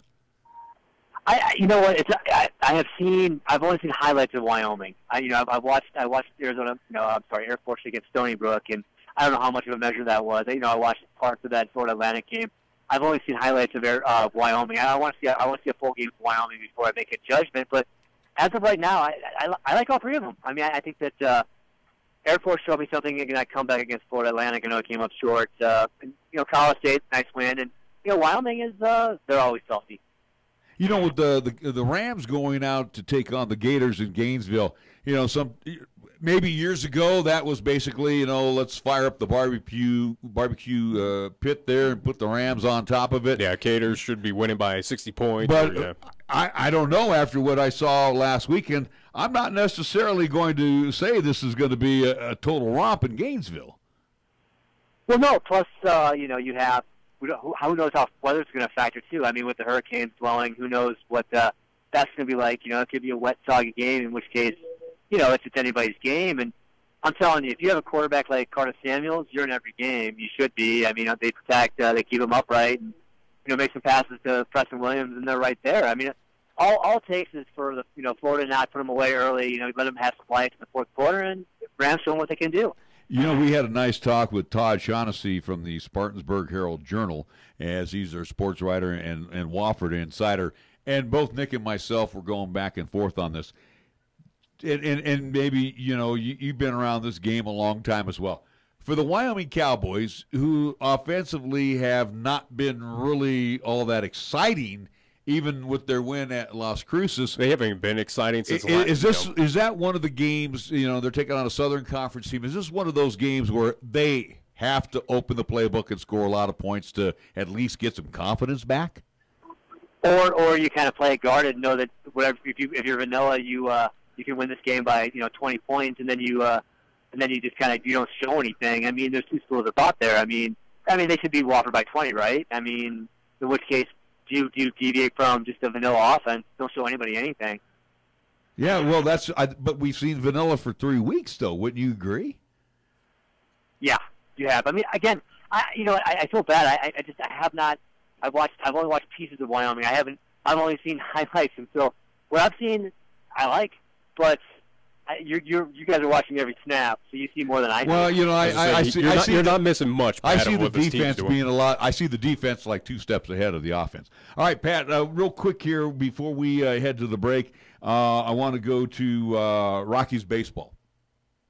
Let's do a little baseball here. Let's talk here now in the press box. And you got a great seat, and again too, you're going to be about a couple hours into watching the scoreboard across the way to see if the Dodgers are going to lose to the Reds, hopefully again tonight. But looking back on last night's win, where we were kind of nervous there for a while, and then all of a sudden the bats woke up, and when they woke up, they struck with a vengeance. Yeah, Trevor Story has 32 home runs right now. We have seen that out of a Rockies shortstop. Truly Whiskey hit 32 in 2009. Herman Marquez with, again, for the fourth straight start, just dazzling. He's got 44 strikeouts in 4 starts. That's the most in that kind of stretch since Pedro Estacio in 2000. I mean, I'm rattling off numbers here only because they're doing things they haven't done in a long time, and it's impressive, and it's why they're a game and a half up on the Dodgers and 3.5 up on Arizona. But tonight's a big matchup because they face Zach Greinke, who's he's won twice against them this season, and he's the closest thing the Diamondbacks have to an ace. Well, that's not true because they have Patrick Corbin also, but it's going to be tough. Zach Greinke's always tough. I like what you were mentioning there, like with Trevor Story, and a couple things came to mind, being the Bay Area guy. They have the old Sock Exchange, and then the Bash Brothers in Oakland. But we are starting to get, let's just say 2.0 of the Blake Street Bombers right now, with the way the Rockies have been knocking the ball out of the park this season. And again, you could throw Desi in there, I guess, as part of that Blake Street Bomber crew. You sure can. Blake Street Bomber lights. I don't think anybody would compare to those guys. Those guys were just flat-out mashers. They were awesome. No, it's very impressive. I mean, Blackman's heating up. DJ LeMahieu's just he's a wizard in the second and in the 2-hole. He's just great in that spot. Arenado, wherever you want to put him. Cargo's heating up. I mean, you can just go on and on. It's up and down the lineup, they're hitting well. Problem is you have, especially in the outfield, you have so many good outfielders and not enough spots. I mean, today, Dalton left instead of Matt Holliday. It's just you got to rotate those guys in, and you're not losing anything because Hall with that grand slam yesterday looked great, and how do you not reward him with another start today over Holliday? Yeah, definitely. Now, for the Colorado Rockies, again, this is a team that's getting hot at the perfect time. Right now, again, leading the NL West, having the opportunity to do something that they haven't done in franchise history is potentially win the NL West title. But, again, with the Diamondbacks, they're still not out of it. Dodgers clearly not out of it. And, again, we're getting close to wrapping this thing up. And, again, in my opinion, I'm thinking it's going to come down to Game 162 to decide who's winning this NL West. But in your opinion, Pat, with this team, of what they're doing, even though we've had bullpen issues, that offense can be scarce at some point, at least some point in time during the season. We've seen it often. But does this team, the Rockies, have enough at this point? Do you foresee them taking away that NL West title this year? Well, that's the thing. Is there's no perfect team. I mean, there's no perfect team. Every team has flaws. Every team goes through struggles. Every team has a bullpen that has some meltdowns. I mean, the Dodgers are not immune to that. No one is. It's just baseball. Do they have the talent? Oh, heck yeah, they do. Especially with Marquez and Arenado, or I'm sorry, Marquez and Kyle Freeland pitching the way they are. John Gray has been very good since he got recalled from AAA Albuquerque. This team has everything you want. I mean, you get the game to the 7th, 8th, and 9th, and you like it. I mean, O's pitched pretty well. Ottavinos pitched great, and Wade Davis looks like the Wade Davis of old again. I, again, have said this all season long, and I say it again, and Marquez is starting to come around at the right time, in addition to Tyler, and you mentioned Kyle Freeland, who definitely is the ace of the staff. We all were going to put that title on John Gray, and John's been a lot better since he's come back from the Isotopes, but these young guns have kind of made Bud Black's life a lot easier. And then again, we're in that day and age of the specialist. And realistically, these guys are getting the job done to go to those specialists. You're so right. And then, it's funny because Freeland's ace 1A, because I don't think Marquez is very far behind him. I think it's the 1A, 1B. And if you had a one-game playoff right now, I don't know which one I would start. I mean, Marquez is doing things you've just never seen out of a Rocky starter before, but Freeland is at home, especially, is just money. You're not going to beat him at Coors Field. He grew up pitching in the altitude, and it shows because he fears nothing. With the Rockies right now in this battle, and let's hope that the Diamondbacks continue south. The Dodgers, you never know about those guys. They can get hot and they can sneak. They also got the easy series against the Reds, but they also got the Giants too at the end of the season. If you want to be that nasty, the Reds have the Giants now. I mean, the Reds have the Dodgers. I mean, they play the Dodgers very tough. I mean, if the Padres play the Rockies tough, the Reds play the Dodgers that tough. But what I was driving at though, I'm really keeping my eye on the Central as well, because the Brewers, we in years past, Pat, we've all waited for the Brewers just to, go ahead and peter out, but they haven't. I mean, they are dead set on winning this NL Central, and they got a big one tonight. Oh, they, don't sleep on the Brewers. I mean, everybody thought the Cubs had this thing locked up, but then the Cardinals, when they had an amazing run, a couple weeks ago, and and the Brewers are just kind of like, hey, we're here too. Don't forget about us, and they're making a charge, and they're good. I mean, they have a good bullpen. They're a good team. We're talking with Pat Graham, Denver AP sports writer. Pat, I want to go out to the AL West real quick. I know we need to take a break, and then we want to come back and wrap things up on the football side.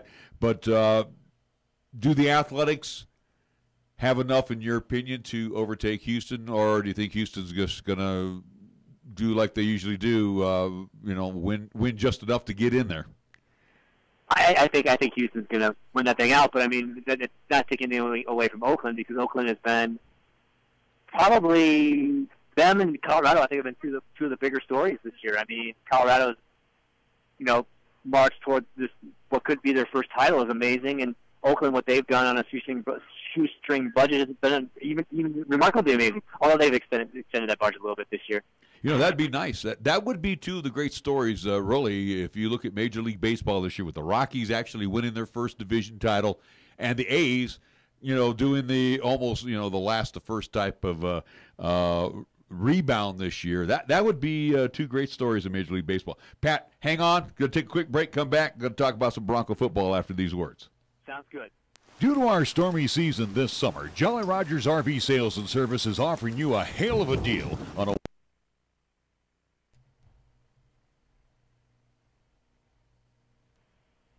All righty, Pat, you still there? Hey, I am. All right, perfect. Just had to get everything all squared away on this end. So, again, appreciate you sticking around with us. Oh, no trouble. I'm just sitting here getting ready for this big game tonight.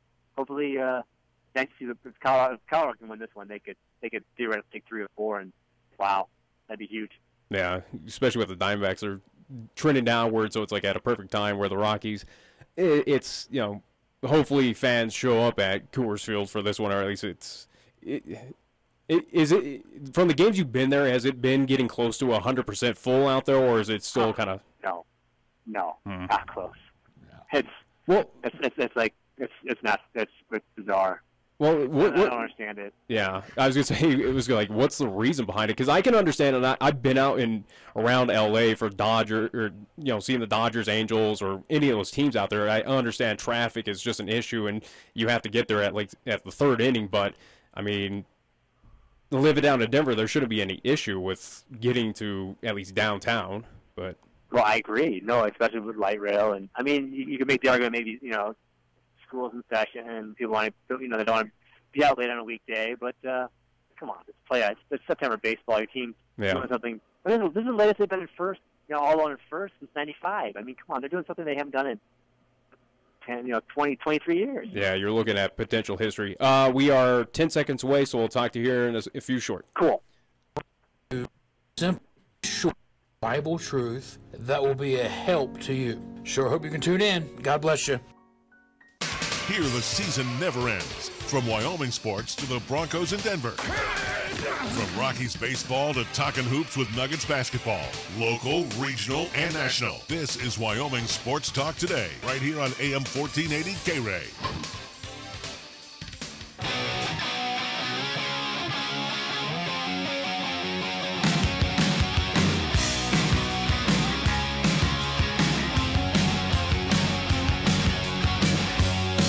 We're back with Pat Graham, again, Denver AP sports writer. He's currently at Coors Field getting ready for the Rocks and the Diamondbacks 2. A definitely must-win series for the Rockies. because, again, the Rockies... I mean, every series going forward. Well, the Rockies flip it around. They got to go back on the road. They got to go to San Francisco, where they've been successful.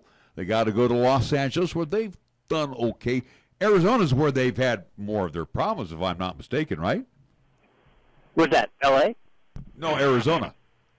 Yeah, Arizona. Yeah, it's been. No, exactly. Arizona is kind of their bugaboo a little bit. Arizona's had some success here too. I mean, it's amazing how much success they've had here. It's just, I think the year they're like 7-6 against the Rockies this season and 4-3 at Coors Field. It's the Diamondbacks have played well against the Rockies. Let's talk about football. The Denver Broncos. Your thoughts on Saturday's game? Sunday's game, what he means. Wow. Yeah, Sunday's game. Quick takeaway is it's week 1. You're going to make mistakes. You're going to look bad. You're going to look good. It's hard to read too much in it, but it's always good to read something into it when you have a win. So what do I take away? They're far from a finished product. And I just thought, for me personally, I don't read too much into week 1 because these guys haven't played a full game since last year, and it's hard to read too much into it. So everybody's like, well, Case Keenum threw 3 interceptions. Well, you know what? I mean, his timing's off. But you would think it'd be better next week. I would imagine. I'd imagine you see some improvement next week. What are your thoughts, though, at least overall, on Case Keenum? Is he, and again, obviously, as you mentioned, it's really hard to judge a team and players after only 1 week, but is it something that Bronco fans should be excited about, Case Keenum, where maybe we do have the potential, at least for Broncos fans, of, hey, we have a QB that could be, stable, where last year we had to go through 4 different quarterbacks throughout the season. This is where we have a little stability. Or, again, is it something that to be determined with Case Keenum throughout this season with you? Well, I mean, Case Keenum showed his stripes and his colors a little bit with the Vikings last year and get him to the championship game. I mean, I think that's what he is. He's kind of a it's funny because there's buzzwords in sports now that you just can't use that people don't like, and like in baseball, if you're a line drive hitter, that means you don't have any pop. That no one likes to be called a line drive hitter or a productive out. Those are bad terms. In football, it's game manager. No one likes to be called a game manager. Well, that's exactly what he is. He outside of Sunday, he typically doesn't make mistakes. He'll move the chains, and he won't hurt you. I mean, if he didn't make those 3 interceptions on Sunday, you'd have a different perspective of Case Keenum, and that's what they need from him going forward is just no mistakes. He can't make mistakes because this team can't overcome mistakes, in my opinion. You know, with the Broncos receiving core, and again, we always think of Thomas as the go-to guy, but I have a feeling that the go-to guy this year is going to be Emmanuel Sanders, and again, I 100% agree. Yeah, I mean, with the and I'm telling everyone, if you're playing fantasy, take Emmanuel. Well, they did real good with him in the preseason too. They didn't give him a lot of reps out there, and you could tell in that first game this guy was fresh. Yeah, he had what something like 10 catches for 135 yards and a score. I mean, not DT made the catch of the day. I mean, that tightrope walk on the sideline was in the end zone was unreal. I mean, he showed his talent right there. Colin Sutton had a couple catches. Lindsey had a couple catches out of the backfield, including that touchdown. Tight ends got involved a little bit. Jake Butt had a couple catches. Koss. Well, I guess he didn't have any catches, but Hireman had a catch. Booker even had a couple catches. I mean, they did a lot of good things. What about Freeman and Lindsey in the backfield? I mean, all of a sudden now I'm thinking we may have a running game again, and the Hosses up front are doing the job. Say that again. Who? Freeman and Lindsey. Yeah, it just sounds weird, doesn't it? Yeah. I mean, it's just who would have thought? I mean, you're not even talking about Booker. I mean, Booker had 2 carries for 4 yards or something like that. I mean, Philip Lindsey, undrafted. Royce Freeman, just a mid-round or not, an early round pick. But it's just they're fun to watch. I think Royce Freeman's gonna have a big year too. I mean, the 2 guys I'm high on this offense are Royce Freeman and Emmanuel Sanders.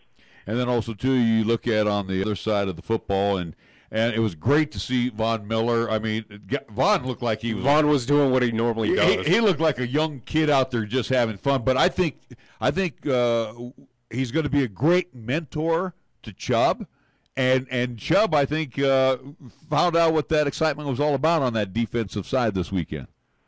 He did. He showed a lot. I mean, I like the play. Bradley Chubb. He looked good, and he had about a half a sack. Miller had 3. I think Shaq Barrett had 1. Chris Harris had 1. I mean, that pass rush is special. I mean, it's Russell Wilson's not easy to corral. So anytime you can corral him, ball him up a little bit, you got to be happy.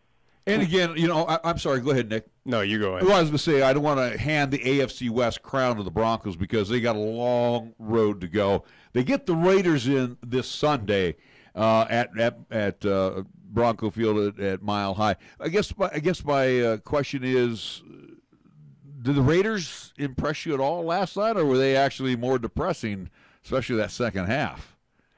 Well, I mean, it's funny though because Derek Carr threw for over 300 yards. I mean, they did a lot of good things. I mean, but they didn't even utilize the receivers in the second half. I don't even, on that comeback, they're just not even throwing to the receivers. I mean, Amari Cooper had 1 catch, I think, all game. I mean, it was just amazing. Marshawn Lynch, he 11 carries, 41 yards, had a touch, but I don't know. I was unimpressed. But maybe the Rams were that good. I was going to say, with Seattle coming in there, and both Nick and myself agree that this is not the same, powerhouse Seattle teams of the past. No, it's a team that's going to finish probably down there in the AFC West. I think the 49ers even have a better shot at surpassing. But the Raiders, again, too, I'm not sold on the Raiders. I like Chucky as the head coach, but I'm just not sold on that team. Are you? No, I'm sold on the team that's been impressing me in the AFC West is going to be Kansas City. Mahomes was good. Kareem Hunt didn't even do much, and Hill was fantastic. I mean, he's electric. He's dynamic. He had 7 catches for $169 and 2 touches, and he's just a difference maker. And how many difference makers do other teams have? I mean, how many? You look around the West, and who has a difference maker? Well, Kansas City has a big one in Hill. All righty, Pat, we are going to wrap things up with you. We appreciate you joining us again. Looking forward to catching up with you again, whether it's one of the arenas or ballparks at a place near you. We'll catch up again. Well, it's great meeting you guys today, and thanks for having me on. Always a pleasure. Call anytime. Always love to talk to you guys. All righty, sounds good. Pat Graham, Denver AP sports writer, joining us here on Wyoming Sports Talk today. We're going to take a timeout. We'll be back with more after these words. Taco John's presents Olay the Day Pep Talks. Okay, good day in the weight room, boys. Remember, we lift weights for strength, For cardio, we lift weights faster. Wachowski, quit looking at your stomach, son. What you're looking for ain't there. If you want a six-pack, the easiest way to get one is at Taco John's. Stop in for a six-pack and a pound at Taco John's. Get 6 crispy beef tacos and a pound of potato olays, all for $10.99. Let's olay the day and go get one right now. Last one there has to pick up Mrs. Coach from jiu-jitsu class. Olay the day at Taco John's.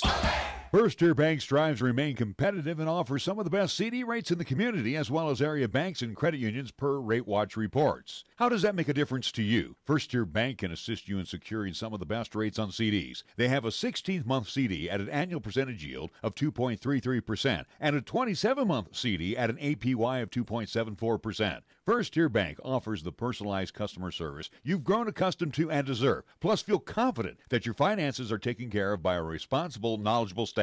Call 307-632-3500 and ask for Caitlin or Debbie. Member FDIC, Equal Housing Lender. Do you know that almost 30,000 American men will die from prostate cancer this year?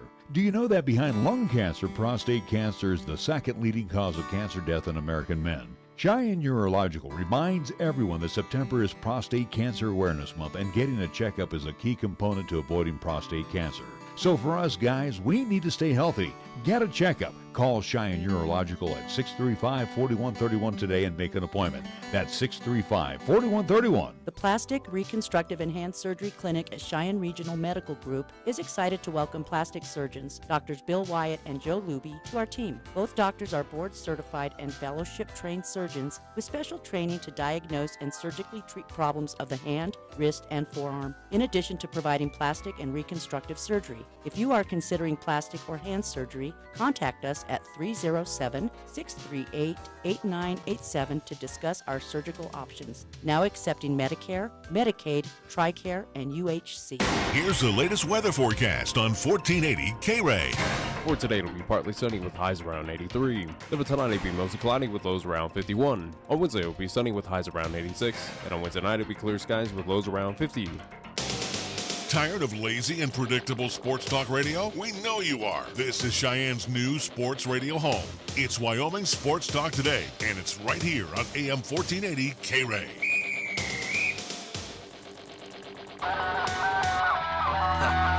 time to play the game.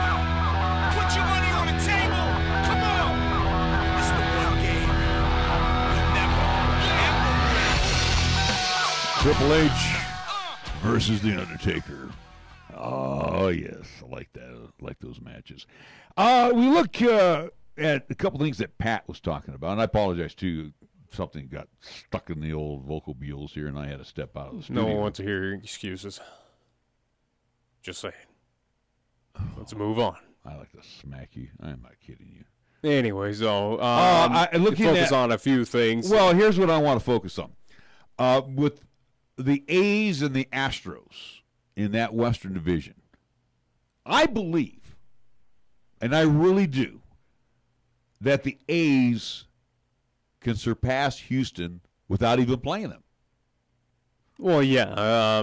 Houston doesn't seem like a team that is going to allow them to gain ground. Granted, they did a few months ago, but again, this is an Astros team. It's been through this and knows how to win that West now. Again, a team that's been down in the dumps, which was interesting on why you said the Astros are accustomed to this. Again, this is an Astros team that has been winning only of recent seasons, especially when we've talked about 3 or 4 years ago. This was a team. I know. I'm talking about over the last couple seasons, but they have been they've been winning over the last. But of recently, they know how to keep teams at bay, especially there in the West, and I think they know. Hey, it's strap it up time. Hey, let's win the West again. Let's get it done. Right now, their focus is not to get in that wild card. They want, again, to avoid it and say, hey, A's, you deal with it. Now, the A's, they have issues right now. They are dealing with injuries. They're losing a few key places. I do believe Manea, he's out, or at least he's on the disabled list. I think he's out for the rest of the season. He's getting surgery done. But from my understanding, is the A's right now are kind of a little hurt. But they also draw the Birds of Baltimore. So it's a perfect opportunity to get healthy, and they should win this series. You would hope. But same thing, too. Houston's got Detroit.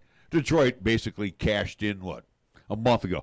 But after Detroit, I think it gets a little dicey for them. Even though they're at home, they get Arizona for 3. And Arizona's still fighting for their playoff lies. Seattle for 3, which Seattle, they're not out of it. They're fighting for wild card at this point. And then they got the Angels who don't care. They don't care, but again, that Angels team, like any rival, and it's not even a rivalry, but it's a team that's going to try and play spoiler, but we'll see if they can get it done. Now, that's where the A's have to make their move, and I'll come back to the A's. Because as you look at the rest of the schedule, even though Houston's on the road, it's pretty easy. They go to Toronto for 3, and then they wrap up at Baltimore for 4. There's 7 games on the road, and realistically, if I look at it, the worst they're going to do is 5-2. That's the worst I think they can do. Lose maybe one at Baltimore, maybe lose one at Toronto. For the A's, this schedule, getting Baltimore, like you said, with the injuries, came probably at the right time as they get the Birds. Because Baltimore just doesn't. Well, again, these injuries are lasting longer than this just lone series, but it's something to right the ship of, hey, here's our some pieces. Confidence on this road trip. Yeah. The thing I'm worried about, though, the team that hasn't gone away, is Tampa Bay. They draw Tampa Bay after that. What a perfect series. And again, that's where, hey, try it again. If they're both focusing on that second wild card spot, and again, for the A's, I don't see. For the A's, realistic goals for them is that second wild card or winning the AL West. I don't think they're approaching what New York has done. I think the Yankees have solidified that number 1 spot.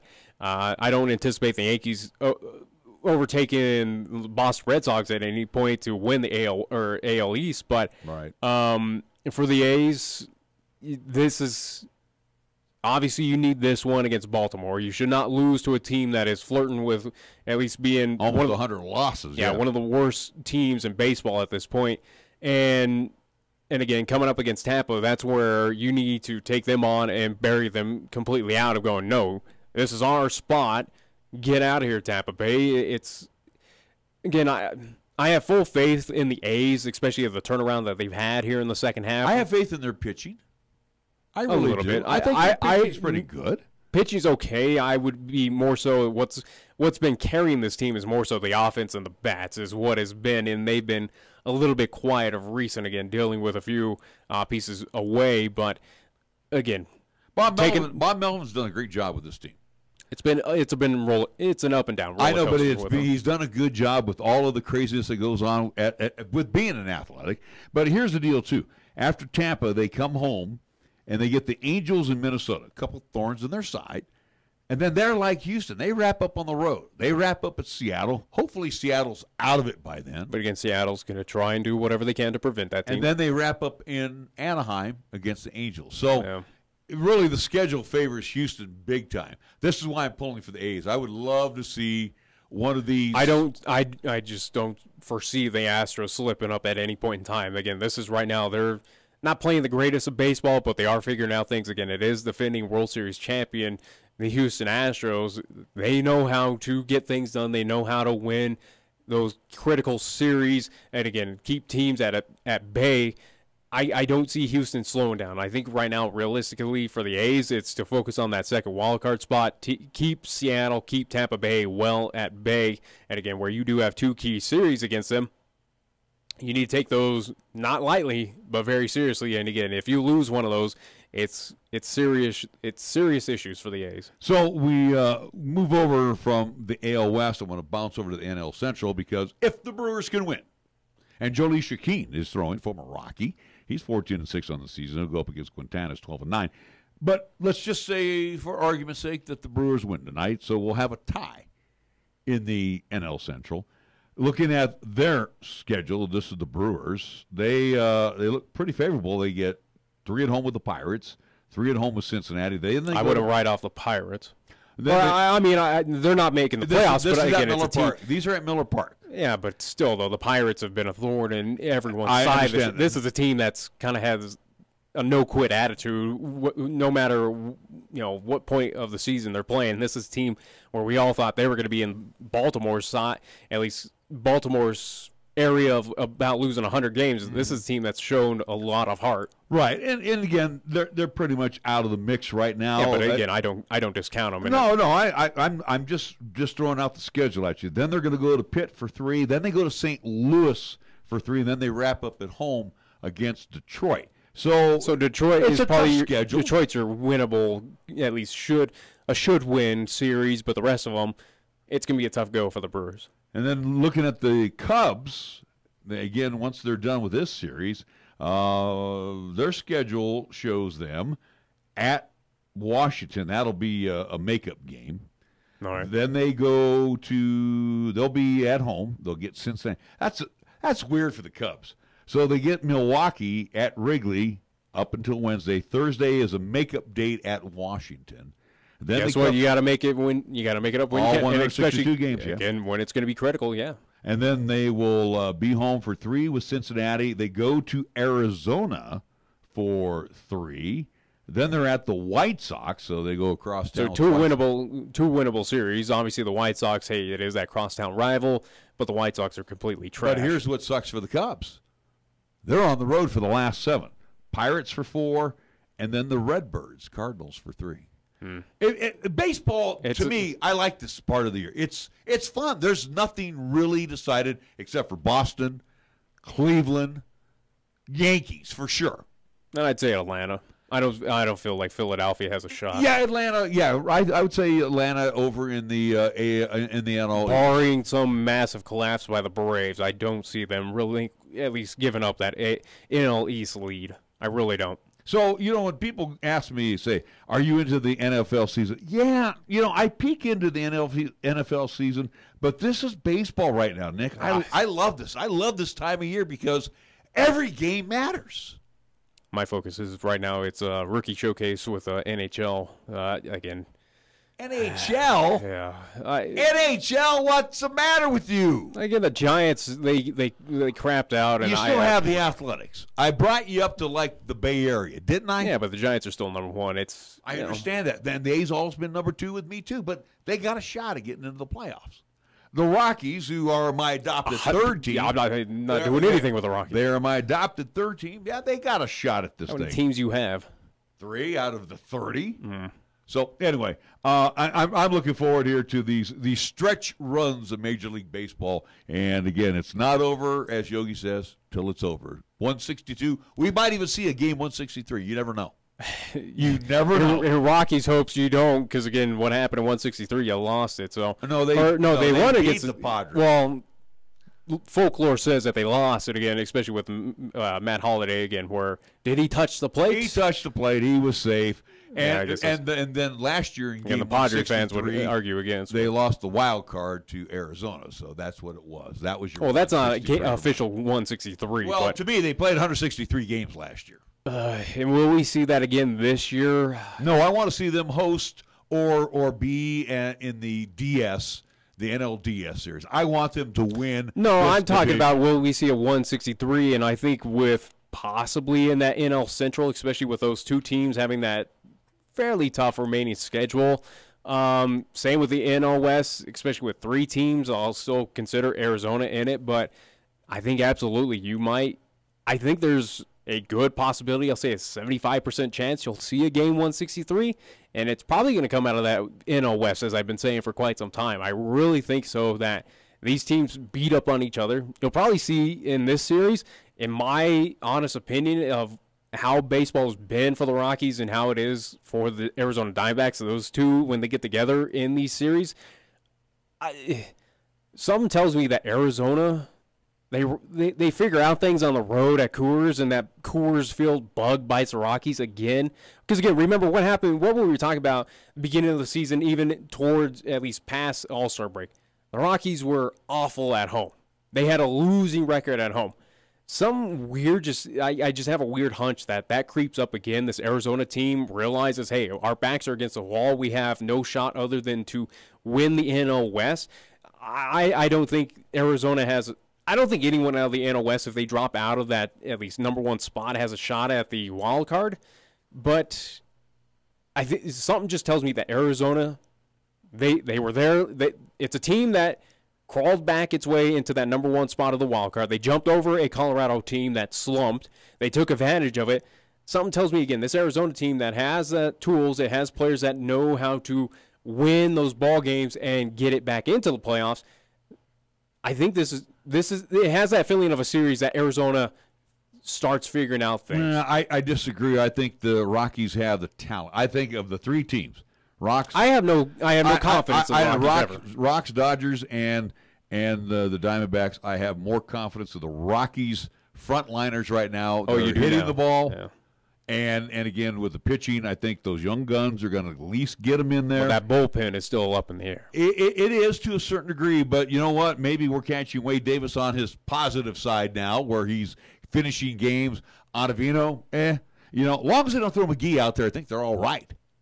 Keep McGee off the field and Shaw. I guarantee you those two will eventually see time. I hope not. It just has that feeling that Arizona, if they want a shot at winning the NL West, getting back into contention, they need this series.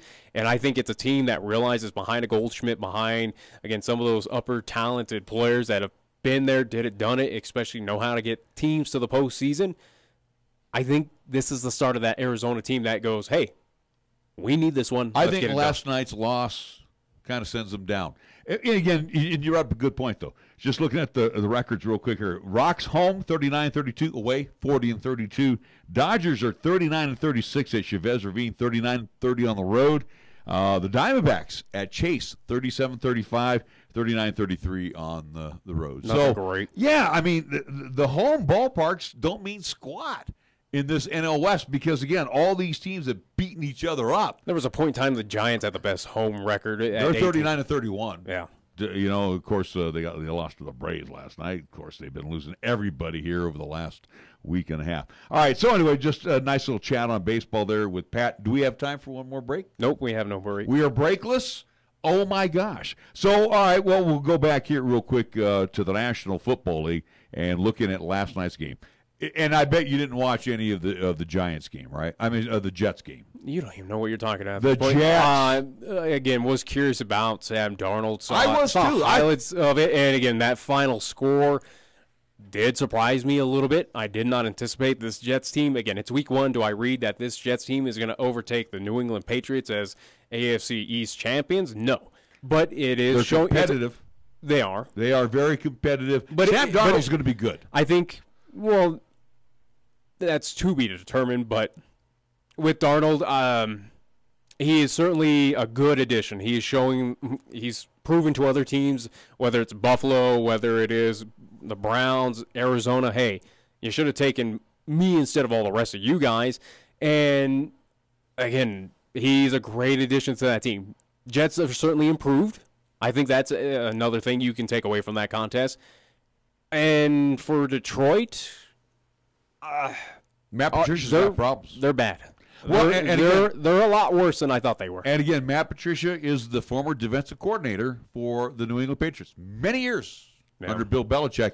And again, you know what happens? A lot of defensive coordinators that take over the head coaching positions, they have no success. They struggle mightily. They have. We've seen it a couple times with the 49ers where you bring in a Tom Sula and he or Mike Singletary. Yeah, again, where you believe in them, but they just can't get it done for whatever reason in the NFL. And I think Detroit has a world of problems. The Jets, again, great win. I don't read too much into it. It's definitely an improved team. Is it improved enough to get a playoff spot? Are they better than Buffalo? Yes. Are you kidding me? Every team's better than Buffalo. I don't know about Miami. Miami, the jury's out on that win. I don't know. With I that really don't know 4-hour delay they had, but they did win that thing. Matthew Stafford, though, last night. I don't fault Matthew Stafford. INTs. I don't fault Stafford. I think it's I think it's the tools that around him are just not good. I think Stafford's a good quality quarterback. Is he one of the quote unquote elites in the league? No, but he sure makes a pile of money, doesn't he? And I think he's earned it. I think he's proven it at a point in time of why he gets paid that he is out there. Again, he is the face of that Lions franchise since no one else is there. But again, with that Lions, I don't fault Stafford. I think those numbers are an indication of just how bad the tools around him are. I really do. The NFC West. Oh, glad that you gave input. No, there's not much more to say about Detroit. They're just not good. They could be the Buffalo of the NFC. It's going to be tough to determine will the Bears be worse than Detroit? Who will finish dead last in that NFC North? Detroit or Chicago? I don't know. I really don't know. I think Chicago, as long as they have Khalil Mack, they might be pretty decent defensively. Again, you in this defense of, it's going to win games and all this stuff, clearly in this day and age of football, especially here just 40 miles to the west of us, defense isn't winning you a whole lot. Well, we got an offense that just totally sucks. Well, guess what? You need to put points on the board to win games I think Mitchell Trubisky is going to be a good quarterback for the Bears. The NFC West. Gosh, this pains me to say this, but anybody going to beat the Rams in the West? No, they look too good. If anyone can, I still give that full belief that the 49ers will give them trouble. I really do. And again, you can say whatever you want. I know this rivalry between these two teams. I've seen terrible 49er teams give the Rams struggles. It's again, I don't know why you downplay what the 49ers did on the road at Minnesota. This is a team that's going to grow throughout the season and is going to learn. And I think, do they win the NFC West? Again, in my picks, I thought 49ers should be a wildcard team, but I think they will give fits to the Rams. I don't think the Rams cruise to 16-0 this year. I think they'll find one loss to the 49ers, whether it's at home or on the road. They usually do. And again, who's going to be competitive with them? I think the 49ers absolutely will. They'll probably be behind them maybe 2-3 games from that at least division at least title. But I think, again, Rams are very good. But I think that 49ers team is definitely a dark horse in the NFC, as I've been saying. You go ahead and live with that. They came up a few points short of upsetting a Minnesota team. From everything that I saw over the weekend and watching last night. But the Rams are very good. I think they are probably, this is my opinion, and again, I'm watching the Philadelphia-Atlanta game. And this is also to a downtrodden Oakland team. But this is my opinion about the Rams. I would say they are probably the most balanced team. There's no surprise there. In the NFC. Offensively, with the combination of Goff and Todd Gurley, I think, Gurley's going to get his, 100 yards every time out. Wade Phillips has himself a very, very tough front. I think if they're weak in their linebackers. I think they're And granted, this is stuff that was said last year about the Rams, and they kind of petered out there in the first round. Again, I had high hopes for the Rams. I shouldn't say high hopes, but I thought it was a team that was going to advance farther in last year's playoffs. But they certainly are good. Are they good enough to represent the NFC in the Super Bowl? I think so. They're going to have fits, whether it is Minnesota, whether it is Philadelphia coming up this year. But yeah, Rams, we know they are legit, but that win, again, how much you read into it. Oakland, for what I saw last night, it seems like it's going to be a long season for Oakland. Oh, I think they're going to regret Khalil Mack. They could be just as bad as the Broncos. I think a lot of the pieces that they let go this year, they're going to deeply regret. All right, we got to wrap things up here, as the clock on the wall says. Adios time. Coming up, we will have the Golden Age of Radio Theater. That will be ×2 with Red Skelton from 8 until